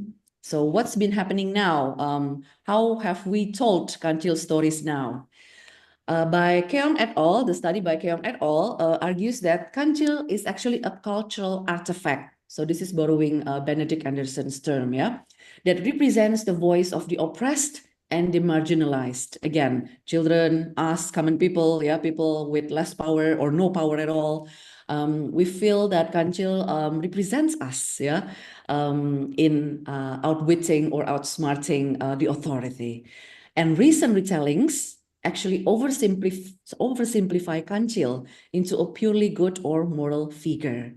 And this raises a question for me. How is the role of Kancil as a trickster, yeah, the original role, how has it maintained, adapted, or even erased in contemporary retellings in Indonesia? So these become my 2 research questions, and I shall answer them very soon, yeah? Going back to my corpus, don't look at this, yeah, it may hurt your eyes. But I just want to share you my notes as I read the 14 Kancil retellings published between, I think the earliest was 2010, yeah, 2010 until 2023. Yes, 2023, yes, that's the latest one. So 14 books about Kancil that I read, and then I examined the characterization of Kancil and then look at the illustration as well, because this is children's book. It's important to look at the illustration, the themes, yeah, the thematic values, moral messages, and also the narrative structure. So these are my notes, but I will share with you the summary of that. So my findings, yeah, the results of my reading of the contemporary retelling of Kancil found that 9 out of 14 demonstrates Kancil as moral educator. So that's the majority of the books, yeah. In these stories, Kancil teaches the values of honesty, kindness, and responsibility. So the original stories have been changed a lot by the authors, yeah, in these retellings. Kancil steals a cucumber. That's the very famous story that we all know from our society. In these retellings, he repents, yeah. What is bertobat? He is, yeah, I think repents, yeah, he repents for stealing the cucumbers, tries to apologize to the farmer for stealing the cucumber, tries to help the farmer planting the cucumber. So being kind and being responsible. He also apologizes to the crocodiles, apologizing to the predator, yeah. So it's very clear here that Kancil is being used as character education. Many of the books are published in commission with our anti-corruption agency, yeah, with KPK, Komisi Pemberantasan Korupsi. So they align with institutional values because, of course, KPK has their own ideology, right? They want to teach children anti-corruption values, even though corruption is committed by adults, not children. So 9 out of 14 books, yeah, showing Kancil as moral educator. What about Kancil as trickster? There are some books that still preserve that. So 5 out of 14 books I found in my reading, they still highlight Kancil's wittiness, mischief, yeah, the way he can outsmart predators. So usually always creatures that are bigger than him, yeah. There are some stories where Kancil encounters smaller creatures, and in those stories, it's a bit like the tortoise and the hare, yeah, in Aesop's fables, Kancil and the snail, yeah. It's Kancil's turn that's now being outwitted, yeah, by the snail. So he's always, Kancil always outwitted the bigger creatures, not smaller. So he doesn't oppress, yeah, the smaller creatures. So a few of these stories, yeah, still rooted in the traditional folktale structure, yeah. And they reflect cultural resistance and some ambiguity. Yeah, that's what I'm going to talk about next as well. Just to summarize again, key findings from my reading out of these 14 books published between 2010 to 2023, to refer back to Carpenter's study, yeah, the transformation, the moral shift has not only continued, but has become stronger and more explicit. So if in 1992, Carpenter has found that, oh, there's a change in Kancil's retelling, yeah, in Surasdi's story in 1985. It's different now from the oral traditions. They've changed the characterization of Kancil a little bit, make the moral more explicit. Now it's becoming even more explicit. That's from my reading, yeah. There are many moral message boxes at the end of stories, yeah, that make sure that the child readers get the message, yeah. Do not steal, do not disobey, do not trick your friends, yeah, be kind to your friends. So it is becoming more explicit and stronger. And Kancil is now clearly presented as a role model. So some books humanize Kancil, portraying him as a human boy. He's no longer an animal. So he wears clothes, he goes to school, he lives with a family, yeah, he has a father, a mother, walking on 2 legs as well, not 4 legs anymore. So this is one illustration that depicts that from one of the books. You can see it's Kancil disguised as a human boy. And then the stories that I read also state the moral lessons directly. These are the ways they state the moral lessons. There are author messages, yeah, and with the moral reflections at the end, yeah. So a message to the readers, dear children, yeah, this is what the message of the story is. Or there's the nonfiction or educational sections. So there's a special page talking about anti-corruption values or other educational values, yeah? So it's not just the fiction part, it's not just the story, it is accompanied with these moral lessons. And what is also visible in these recent retellings is the stronger institutional influence, yeah? Like I said, some of the books are commissioned with KPK, some of them are with Ministry of Education. So I think they have clear agenda, yeah, they want to educate children and young generation. So there are messages of anti-corruption and character education. So you must have realized this as well when you see our children's books. They are often labeled on the cover with character education, yeah, or the red KPK label, yeah, to show that it is a part of their collaboration with anti-corruption agency. So this show a clear and strategic use of si Kancil now to teach civic and social values. So the role changes. So to answer my first research question, how has the depiction of Kancil Indonesia evolved since 1992, since Carpenter's study? This is my answer. Contemporary Kancil retellings, or at least from the books that I read, yeah, the 14 books, they continue the transformation from trickster mischief to moral leader, moral teacher, maybe more a teacher, yeah, moral teacher. But they do so with greater intensity and clarity, even more explicit. There is a clear evolution. So that's the title of my presentation, yeah. Kancil has really evolved, becoming now an explicit institutionalized agent of moral and civic education. It now bears the burden of teaching our young generation to be moralistic. Okay, so what happens to Kancil's role as a trickster then? This brings me to the second research question, yeah, to the Keong et al. Study. In the contemporary retellings, Kancil is often portrayed as fully good or fully bad. So again, that dichotomy, that binary, yeah. So either you're good or you're bad. There's no gray area here, yeah. If it's bad, if he's being bad, he will be punished. There will be consequences for sure to demonstrate, right, that you should not be bad. By doing this, his complexity is being simplified. There's less room for ambiguity or playful persistence. Because there's no more wittiness, there's no more outsmarting, yeah, the bigger creatures or the bigger predators. And to remind you of what Keong et al. Argue, they say that tricksters are actually multifaceted. They're not entirely good or entirely bad. They try to portray human complexities, yeah, just like us. We're not entirely good, entirely bad. We have goodness and badness in us, yeah, and that's what Kancil actually represents. But in these stories, it is made into just representing one type of human character only, yeah? Okay, so that brings me to research question 2. And I just realized that this question is actually containing at least 3 more questions, yeah? So I will answer them one by one. Is Kancil as trickster still there? Is it maintained? Partially, very partially. You remember from my previous slides, only 5 out of 14.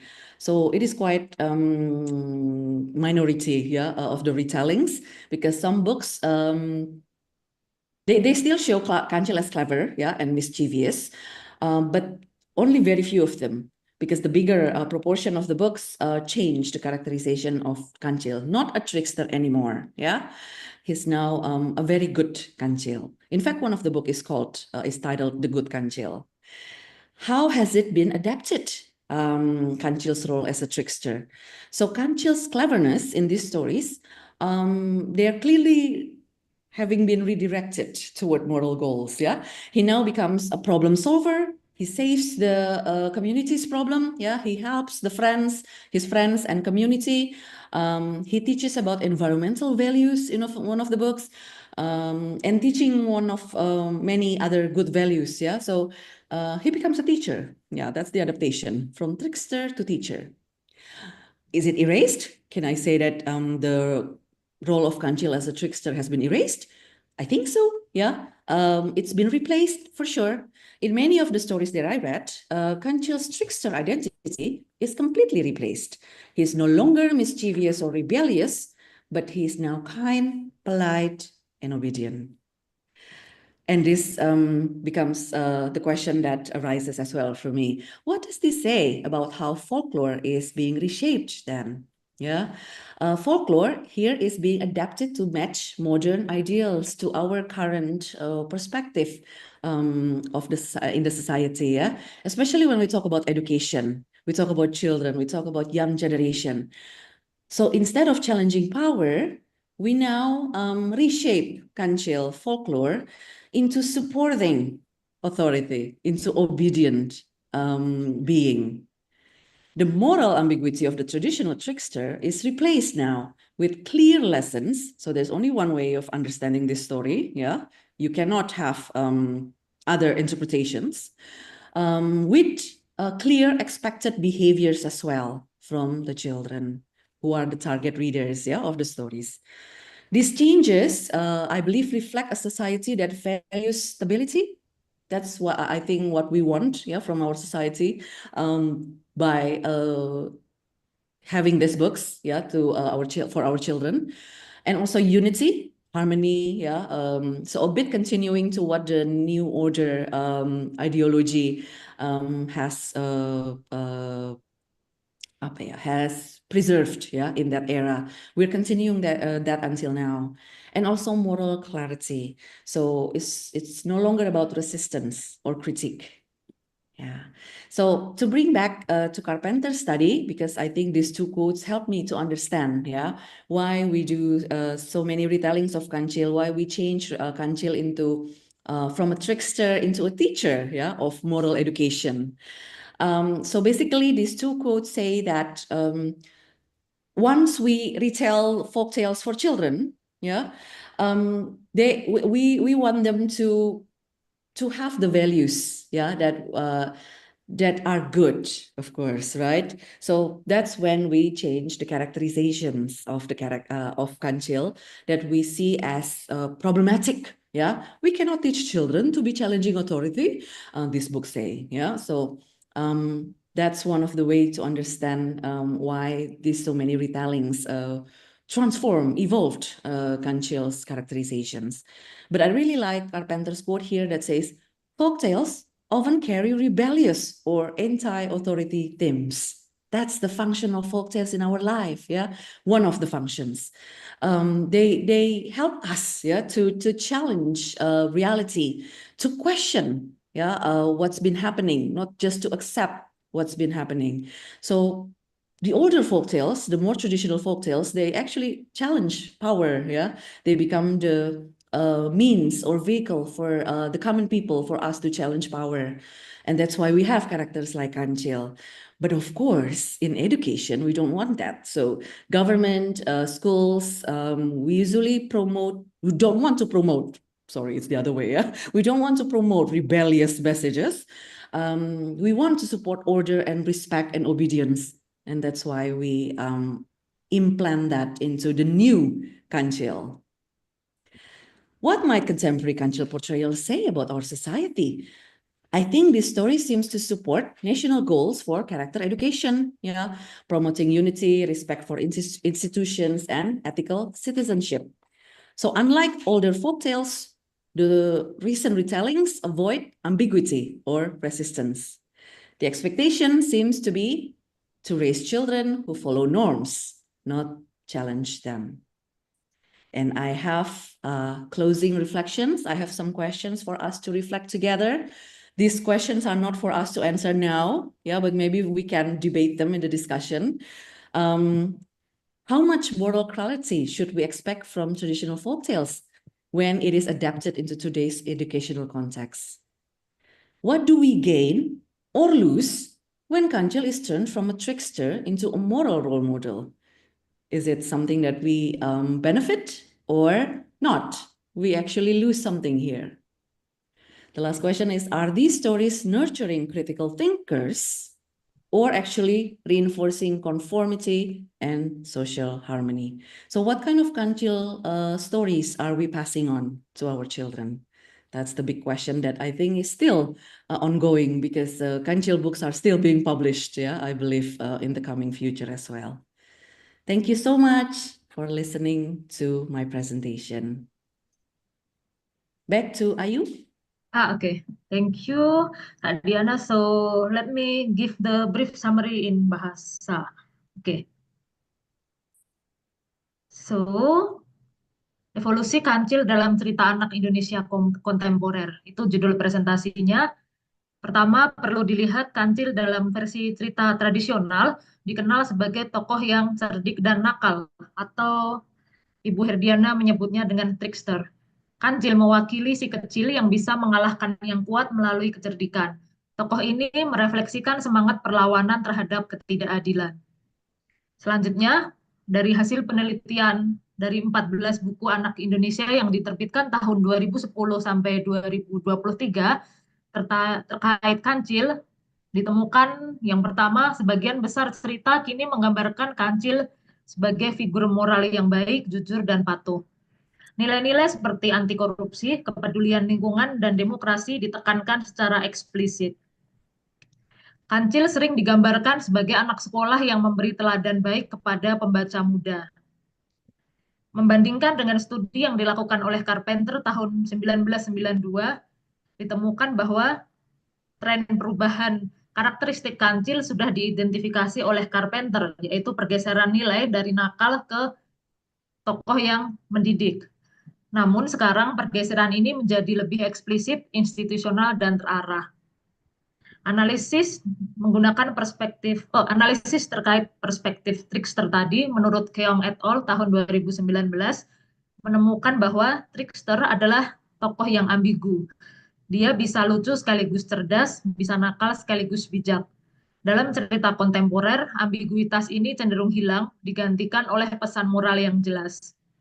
Tokoh Kancil kini mendukung tatanan sosial dan bukan menentangnya, berbeda dari fungsi awal tokoh Kancil tradisional yang trickster tadi. Sebagai kesimpulan, cerita Kancil kini digunakan untuk mendukung tujuan pendidikan karakter nasional. Namun, hilangnya sisi nakal dan ambigu dari Kancil juga berarti hilangnya ruang untuk berpikir kritis dan refleksi etis. Pertanyaannya yang perlu kita pikirkan bersama, apakah kita masih membutuhkan Kancil sebagai penghibur cerdik dan pemberontak kecil, atau hanya sebagai guru kecil yang patuh? Okay, so I think that's all the summary. Now we move to the question and answer section. So for all three speakers, as you may notice in our chat box, there are a lot of questions. Yeah, so I want to remind and politely ask to the three of you to be concise in answering their questions. Okay, so as a warming up question, I'm going to use my privilege as moderator to ask the first question. Okay, so I have one question for each of you. The first question for Professor Bernard is, I saw in the 4 films you presented, the protagonists were girls. Is there any indication that Hayao Miyazaki is also a feminist? Also, Sorry, yeah, I'm gonna read the questions all and then you answer. take turns to answer. Okay. Okay, there is a strong indication that Hayao Miyazaki No, is. I mean, I'm gonna finish reading the questions first for all Okay, of. so I can consider. Okay. Okay, Yeah. sure. Okay. So be patient, Professor. Okay. Also, I saw from the biography of Miyazaki that he attended Gakushin University as well. So I wonder whether you have met him personally and maybe know whether his family inspired him in creating those animations. That's two quick questions for Professor Bernard. And then for Dr. Sharifah, the story of red and white or bawang merah and bawang putih caught my interest.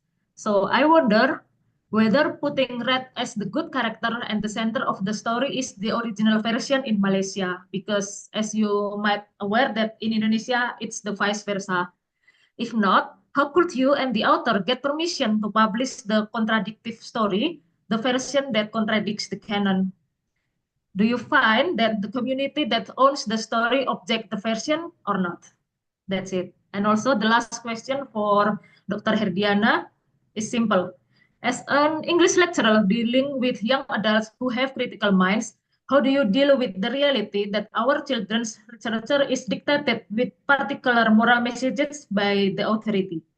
As you said, it limits critical thinking, but those versions are spread in our market. So do you have any strategies to make a peace with those two realities? How to create critical thinking, but at the same time, our kids are, what's that, exposed with the official moral messages. So I think that's all from me. Maybe Professor Bernard, you can start answering while I'm checking the chat box.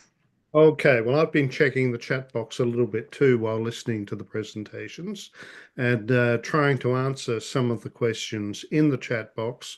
So I'm multitasking at the moment, and which is not bad for a man of my age. But I will answer your questions quickly.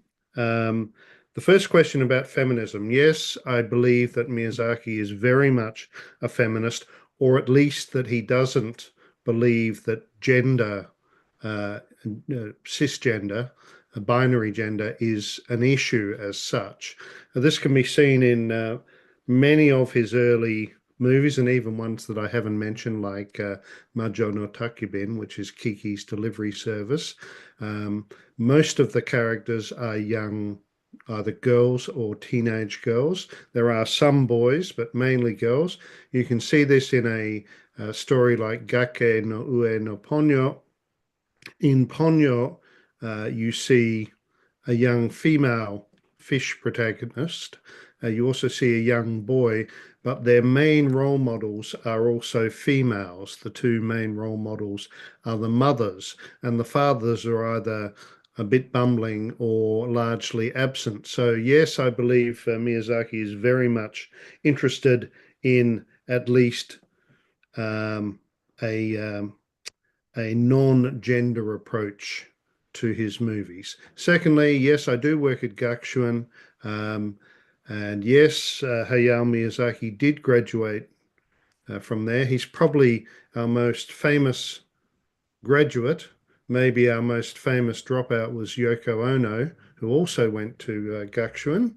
But I haven't met Miyazaki because he's very, very difficult to meet.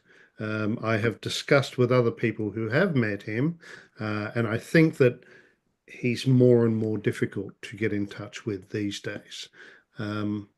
So that's my answer to those two questions. I have been trying to answer questions in the chat box where I can as well.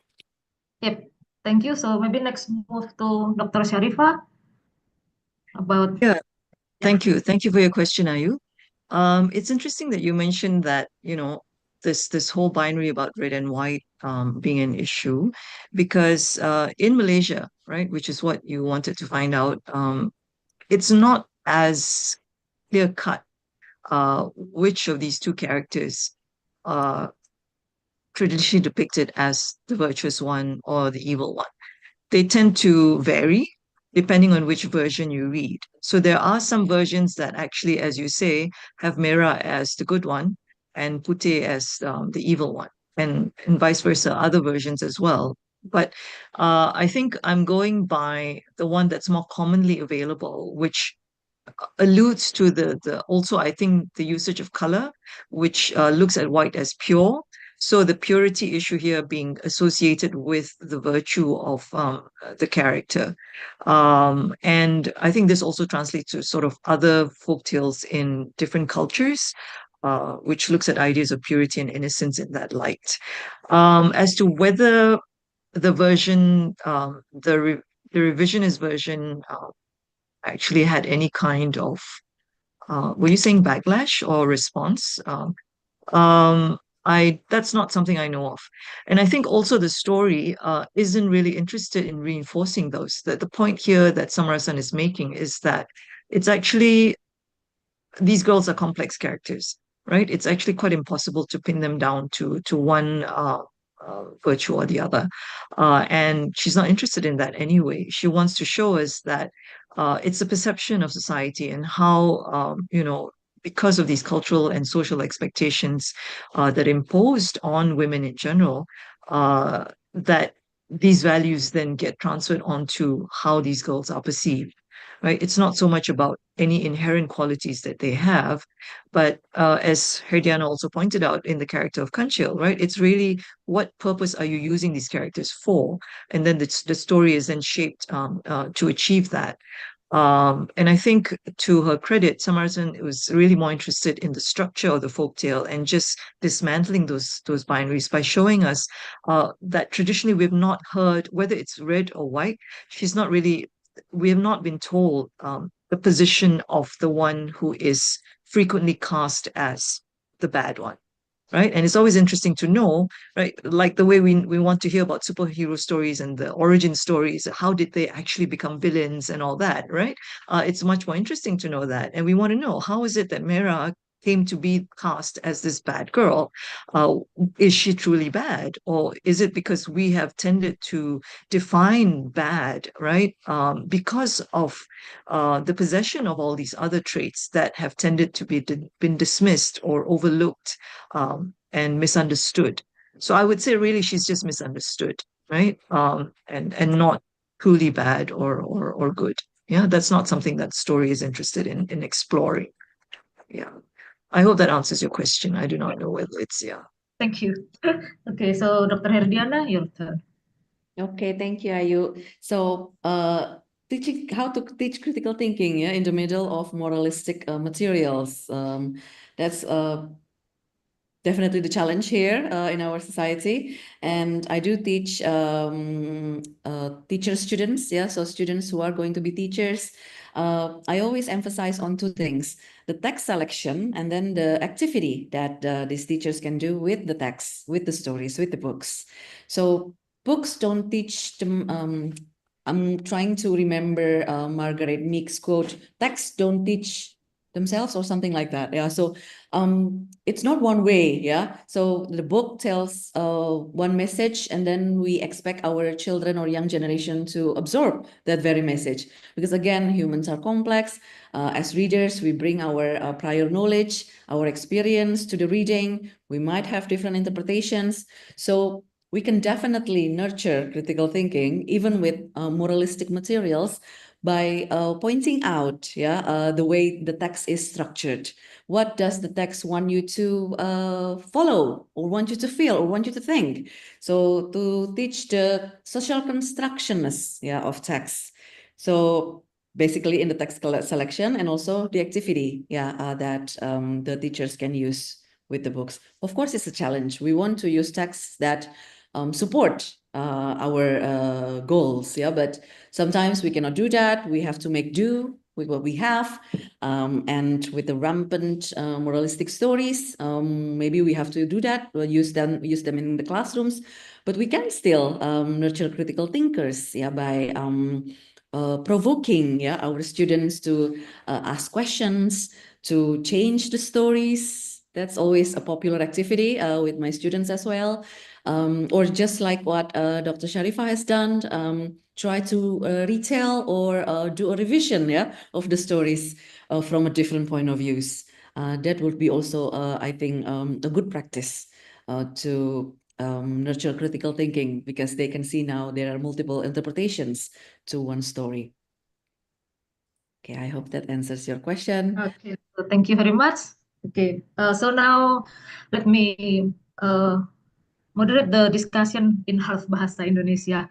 Baik, Bapak Ibu, berhubung sudah ada 28 pesan di chat box saya tidak yakin akan bisa menerapkan yang pakai raise hand. Dan juga sepertinya karena sekarang sudah jam 11 lebih, saya tidak bisa memberikan interpretasi bahasa Indonesia untuk jawaban narasumber. So, mungkin bagi Bapak Ibu yang mau mendengarkan ulang bisa didengar di versi YouTube-nya atau di rekaman yang nanti mungkin akan dibagikan oleh bagian teknis gitu ya. Jadi untuk jawaban akan langsung bahasa Inggris dan saya akan mengambil dulu pertanyaan yang sudah ada di chat box, kemudian pertanyaannya aja saya terjemahkan ke Inggris untuk para presenter, tapi untuk jawabannya mohon maaf tidak bisa diterjemahkan karena akan makan banyak waktu. Okay, so now we come to the first question. It's from Indra Fibiona. He has 3 questions for Professor Bernard, and all are written in English, and I think those questions have been answered No, they by haven't Professor been Bernard. answered. Maybe you can add something because there are 3 questions and you only answer one. It was, in a well, very- I answered that they're great questions and that they Okay. required a longer verbal answer, really. Okay. Can I just mention also before we start those questions, there are a couple of people who asked for the Yep. material. I'm working on a book on Miyazaki at the moment, and this is part of a much longer. Actually, this was 60 pages reduced to 8. But what might be best if you can share with them your précis of the points in Bahasa Indonesia. If they want to contact you and you can share that, that's fine. Oh. But okay. Okay. So Yeah. that might help there. Now, in answer to the 3 questions, I'll try to answer them relatively quickly because I know we're running out of time. So if I can answer question 1, yes, I believe it is a critique of capitalism and consumerism, but Miyazaki also sees things like industrialization and progress as an inevitable part of the world. So what he's really looking at is about balance, spiritual, physical, monetary balance. He knows that we can't go back, but he wants us to remember part of that to balance our lives. In terms of the question about folklore narratives that typically emphasize cosmic harmony, well, in Japan, folklore narratives that come out of Buddhism or Confucianism often emphasize cosmic harmony, things like Momotaro and so on. But there are also folkloric characters from Shintoism that don't necessarily emphasize harmony. Japan is a country, as you all know, that experiences a lot of earthquakes and a lot of disasters. And so therefore there is in Shintoism, there's a more capricious nature to gods along the lines of Roman and Greek mythology in a way. Secondly, the question about Haku, Yubaba, and No Face. Well, Yubaba is based on a folkloric character, Yama-uba, who is a mountain witch who eats children. But the lesson there is that Chihiro adapts and so therefore is too useful to be eaten. So that's the lesson there. Haku is also related to dragons and water and the environment and to us reconnecting with the environment and with our spiritual connection to the environment. The third character, No Face, is a completely new invention, and No Face relates to identity and ego, or the lack of identity and ego. Question 3, the greater number of Miyazaki's protagonists are children.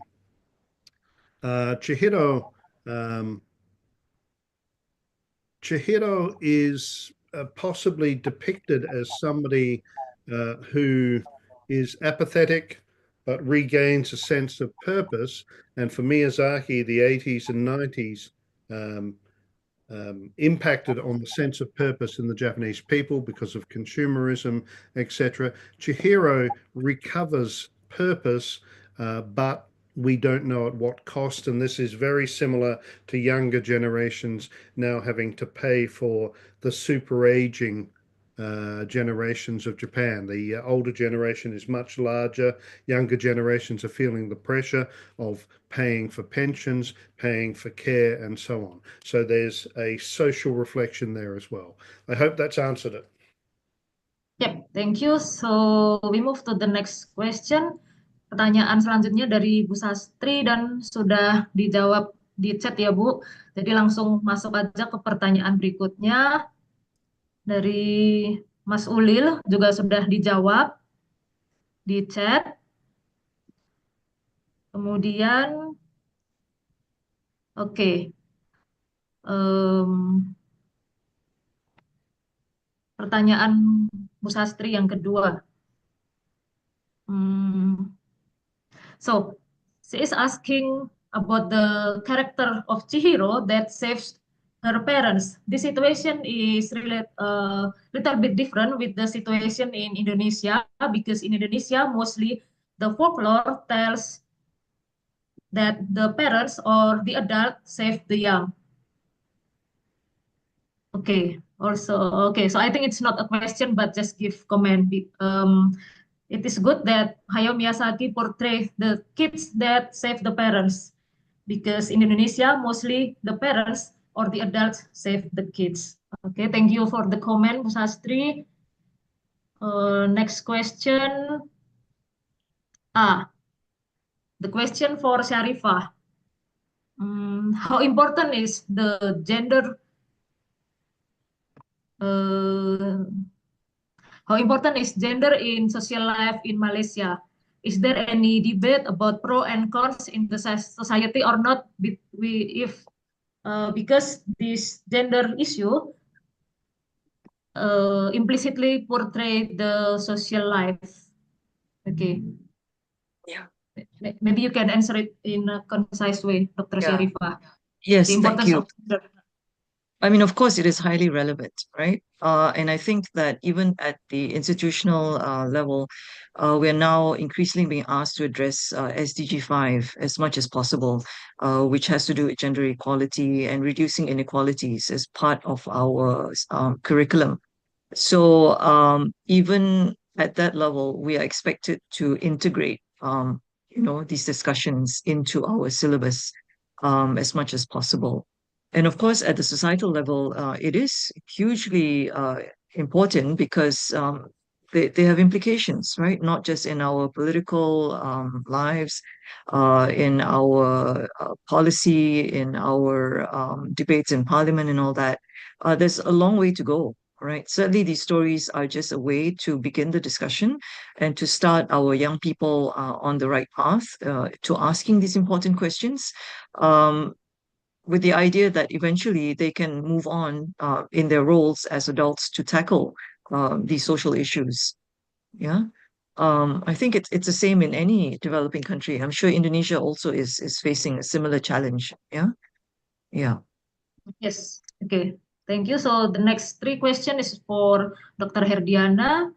I can summarize it here. So, what is the consideration to explain Kancil as the character who is clever and trickster?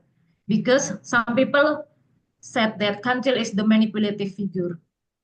That's the first question, Kak Herdiana. And the second question is from Indra Fabiona. He asks, so I think I have answered that one.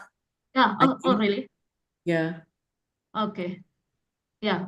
Have you answered the consideration to say Kancil as a clever character? The Let me question from check. Jamal Sharif. Yeah, because I'm trying to answer the questions in the chat as well as we speak. Trying to. Okay. I think you haven't answered that one, so maybe you can start Okay, the wait. consideration. Okay. Pak Sugit Zulianto. Halo, Pak Sugit. Let me just click send for now. I've been typing, sorry. Hmm. Maybe you can answer it live Yes. together, all questions.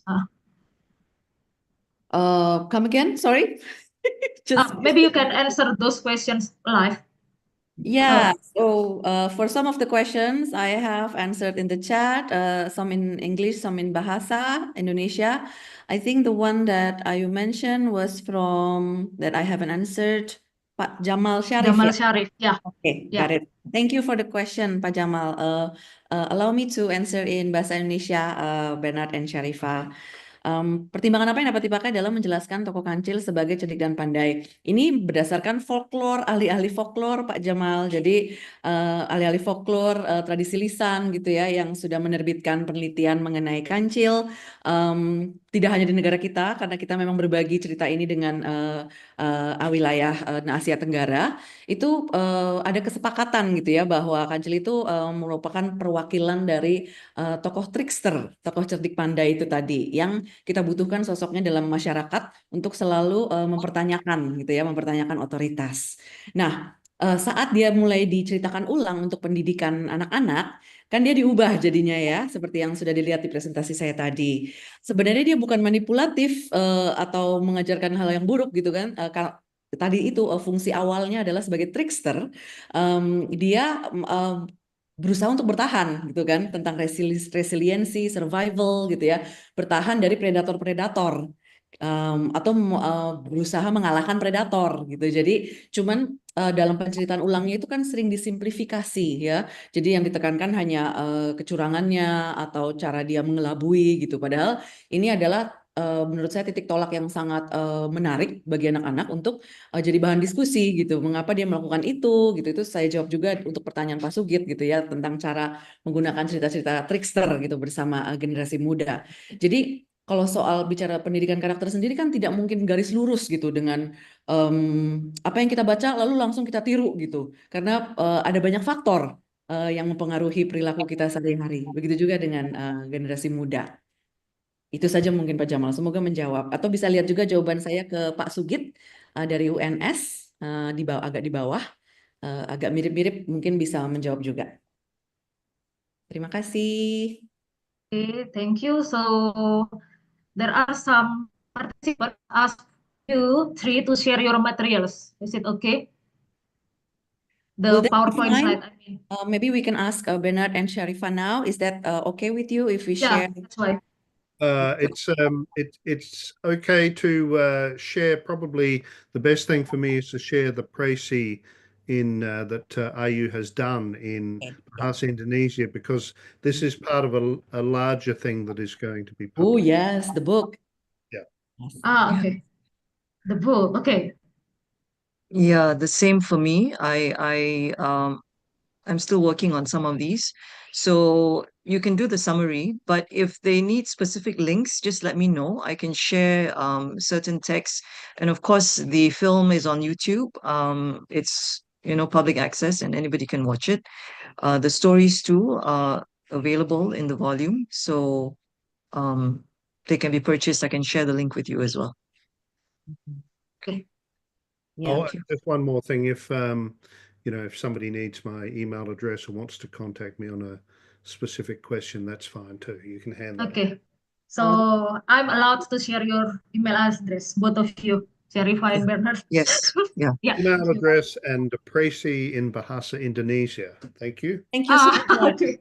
That's really helpful. Thank you, The Professor. version in Bahasa Indonesia. Okay, so Yeah. I think all the questions on chat Zoom have been answered written. Yeah, so I think now I'm gonna share the Bahasa Indonesia version, my translation.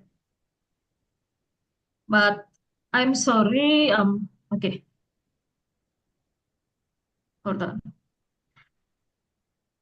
Okay, so while waiting for me to find my file, maybe other questions, other participants that wanna say something not written on the chat box, you are allowed, because we still have about 30 minutes. Any participants who want to ask question online, please open your mic and speak. Maybe we can also check with Bernard and Sharifa because we've taken so much of their time.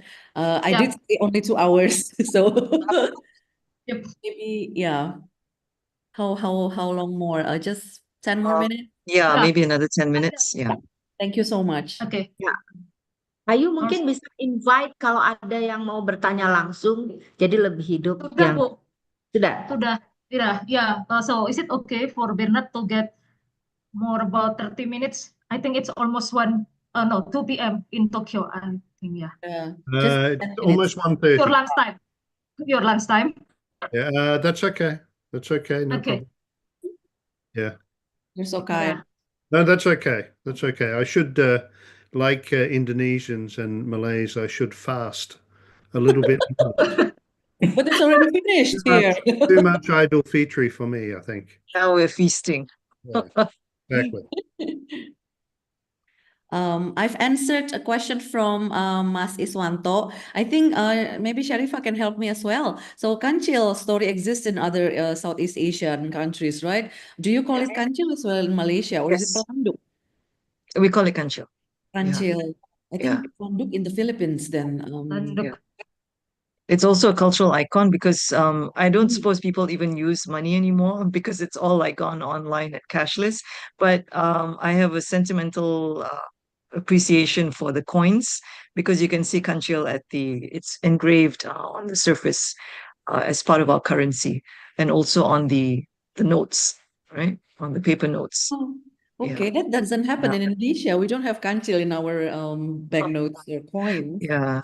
So he's actually pretty iconic in Malaysia. You can't really escape anywhere. You see him as this, sort of like a hero, a tiny one, right? Because it also talks about, I think, this imaginary of a plucky, smaller nation, which I think Malaysia imagines itself as. Like we're tiny, we don't have much militarily or geographically, but this is what we do. We have these unique things that are of value to the world. Yeah. Yeah, absolutely. So, Yeah. But I think I know the word pelanduk, Kak Herdi, when I was in SD, elementary school. I know that word pelanduk. Right. So that's our term. Yes, that's our term in our generation, 80 Right. something. Right. Must be from my Okay, childhood. but maybe it's affected from the Malay word. That one I don't know, but I know the word pelanduk. Okay, Yes. so any Pelanduk jenaka is quite popular in Yeah. Indonesia, also Malaysia, I think. Yes, exactly. True. Okay, any questions? Maybe live online from the audience, or maybe need more clarification. I raised hand actually. Sorry, anyone speaking? Who are you? I can't identify you. I raised my hand in Zoom actually. Who? Sarwo. Sarwo, yes. Oh, Mas Ferdi. Yeah, please. Well, Mas I have a Ferdi. thing. Well, it's very very grateful to follow this presentation. It's very rightful presentation actually about folklore. I think it's bring folklore to more to deeper to its a value. But I think I prefer to Miyazaki work. Well, all of Miyazaki work is popular in modern society. Yeah. That's the point. I think it's so that Miyazaki touched the subtle value of universal, but with local story, local folklore. But it's a strong indication that Miyazaki found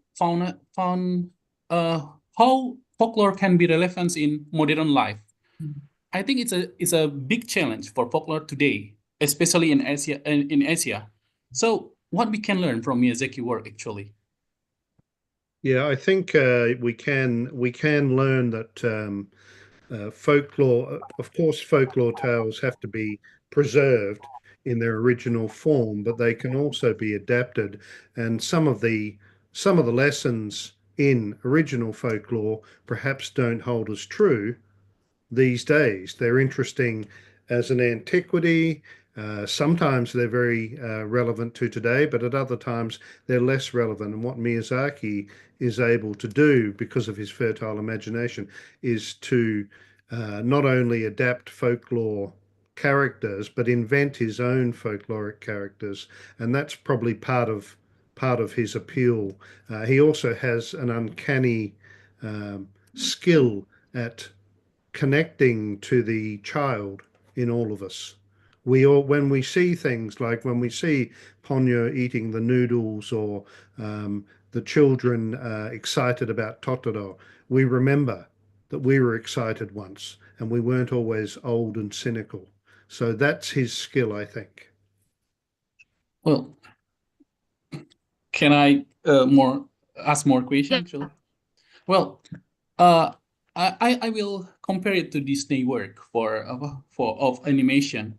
Japanese work is have a soul of Japanese, a Japanese soul. I mean, Japanese soul. It's represent Japanese in every story, in every story. But sometimes that we can found the trend right now. Folklore used as a medium, only a medium to promote a universal value. And sometimes universal value change the value of the traditional value, the soul of the original story.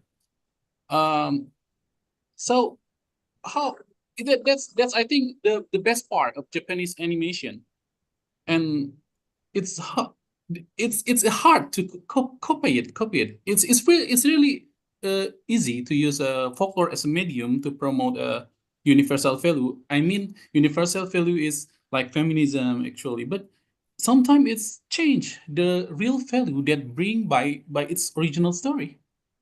It's a problem. It's a dilemma, actually, to change the folklore in modern way. So, the simple question is, what the Japanese, how Japanese do it? I think it's how Japanese can achieve it, whereas another society in ASEAN can do it. It's an interesting question. Japanese is traditionally a relatively monocultural society, and so it has a very strong identity that is perhaps being more blurred in some other Asian societies. But Japanese seem to be very skilled at using the particular Japanese expression or locale and making it universal in another way, a bit like showing a grain of sand and being able to see a beach or a desert. They're very good at the particular in the universal. Some would argue that perhaps the fairy tales from the European marchen genre were also good at this to a certain extent, but it's a very different feeling because they come from a Judeo-Christian background. And these ones in Japan come from a polytheistic and animistic Shintoism in part, but also Buddhism combined, and also Confucianism. The short answer to your question is, I don't know how they do it. If like Makoto Shinkai is the same with this kind of thing. I don't know how they do it, and if I did, I would be a richer man than I am now. Okay. Okay, thank you, Mas Ferdi. Yeah. Any other? Wait. No, it's okay. Thank you, Mr. Bernard. No problem. Any other question maybe from other participants who want to say it alive? You can also say in Bahasa if you are maybe shy. And I will have to translate those questions, but not the answer. If not, then maybe we can wrap up, Ayu. Oke. Oh iya. Boleh di wrap up ya, Bu Sastri. Sudah mau jam 2 yang di Jepang. Oke. So, ya, baik. Okay, so Professor Bernard and Dr. Syarifah, let me wrap up the discussion in Bahasa for a moment before I close the webinar. Oke, baik Bapak dan Ibu, dari hasil diskusi kita yang mencerahkan dari pagi hingga siang hari ini, kita bisa belajar bersama bahwa folklore rakyat anak-anak merupakan elemen penting dalam kehidupan masyarakat di Asia. Secara khusus pada hari ini kita belajar dari Jepang, Malaysia, dan Indonesia. Dalam berbagai cara, pegiat atau orang-orang yang meminati cerita rakyat membuat cerita rakyat itu terus hidup di masyarakat kita. Di Jepang, yang dilakukan oleh Hayao Miyazaki, saya baca profilnya dan nonton beberapa film animasinya, dia menghidupkan kembali value atau nilai dalam cerita rakyat melalui animasi. Selanjutnya di Malaysia dilakukan oleh Dr. Syarifah dengan retelling atau menceritakan kembali cerita-cerita rakyat tersebut dengan menggunakan sudut pandang feminis untuk memberikan ruang lebih bagi perempuan dalam cerita rakyat tradisional, untuk memberikan nilai yang berbeda, nilai yang baru agar perempuan tidak disalahpahami sebagai individu yang mungkin lemah atau tidak bisa berpikir dan seterusnya. Kemudian dalam konteks Indonesia, siang ini kita mendiskusikan tokoh yang sangat familiar untuk kita, yaitu Kancil. Ternyata dari tahun ke tahun Kancil telah berevolusi dari versi oral, versi lisannya sebagai pribadi yang tricky gitu ya, punya banyak akal. Beberapa orang cenderung bilang dia licik, tetapi ternyata dalam versi-versi yang lebih modern, Kancil ini adalah guru moral karena ada kepentingan dari institusi-institusi pemerintah kita untuk mengajarkan nilai-nilai moral tertentu. Dan ini bisa membuat kita anak-anak kita kehilangan critical thinking atau kemampuan berpikir kritis. Oleh karena itu, kita sebagai generasi yang lebih adult, lebih dewasa, sudah lebih banyak belajar mungkin bisa membantu anak-anak untuk terus berpikir kritis, meskipun pasar kita sudah dijejali dengan nilai-nilai moral yang dalam tanda kutip bisa dikatakan sedikit dipaksakan. Memang itu baik, tapi tidak selamanya manusia itu putih, terus kadang-kadang dia hitam dan cenderung abu-abu gitu kan ya Bapak Ibu teman-teman. Oke, I think that's all for the wrap. And to close the webinar, I would like again to say my deep gratitude to both Professor Bernard and Dr. Syarifah for joining us in this webinar, for sharing your knowledge, your research. Also, I hope that next time we can continue our collaboration. Actually, I'm quite sad when reading the book edited by Dr. Syarifah because there is no Indonesian writers. Why? We share the same culture, we share the same root, Dr. Syarifah. So maybe, hopefully, Yeah, we were looking. We put it out and we extended it to like an extra 6 months, but there were just no We hope next time, contributions. Doctor. Yeah. So Next time. yeah, hopefully another collection. Yeah. Maybe I can work on it with okay, Herdiana. for Melayu in a broader sense. Okay, thank you. And also, I think that's all from me. And by now, I close the webinar. Also, maybe I'm gonna share both of your emails to the audience. So be ready if there is another questions or discussion or future collaboration, I hope. Thank you very much and good afternoon. Konnichiwa. Goodbye. Selamat siang. Terima kasih. Thank you so much. Thank you, Jumpa lagi. Ayu. Thank you very very much. much. And also Ayu dan Mbak Herdi. Terima kasih banyak. See you. Terima kasih. Yang Terima hadir di kasih. sini ya. luar Arigatou biasa. gozaimashita. Konnichiwa. Thank you. Terima kasih. Bye-bye. Terima kasih Bye. Pak Bernan. Maybe Terima sayonara. kasih Bu Herdiana, Prof. Terima Bernard, kasih. Diana, Prof. terima kasih. Syarifah, dan Mbak Ayu. Yeah. I think it's nice to Salam take a sehat group picture. seterusnya. Yeah. Are you planning Yeah, to take a really? group picture? Do you need a group picture? You want? I think Oh, someone has taken it. I don't know. Usually during the ya. discussion, yeah. Mungkin Okay. sudah ya, panitia ya, admin. Take a Okay. Yeah. picture. Can you do that? Atau belum kah? Kalau belum berarti sekarang. Maybe Biasanya now, bisa. while we're all smiling. But people is now it's 99, so people are moving, Kak. Yeah, turn on your Admin cameras. Oh, that's nice. We get to see faces. Yeah, I can take a photo. And then I can share I it with cannot. Syarifah as well. That's wonderful. Yang mau buka kamera, Bapak Ibu, kita berfoto bersama. Siapa yang ngambil foto, Kak? Saya. Oh, okay. I'll do that. Yes. Because I cannot do it. Oke. Ya. Oke, siap. 1, 2, 3, cheese. Let me go to the next page. Oh, okay. There's some cameras here. Pak Husnul. 1, 2, 3. Okay.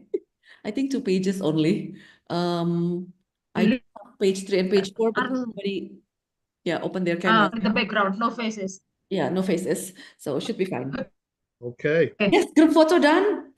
Thank you so much, Bernard, Sharifa. Thank you. Very grateful. Enjoy Thank your you Thank very you lunch. so much for having us. Bye-bye. Thank you.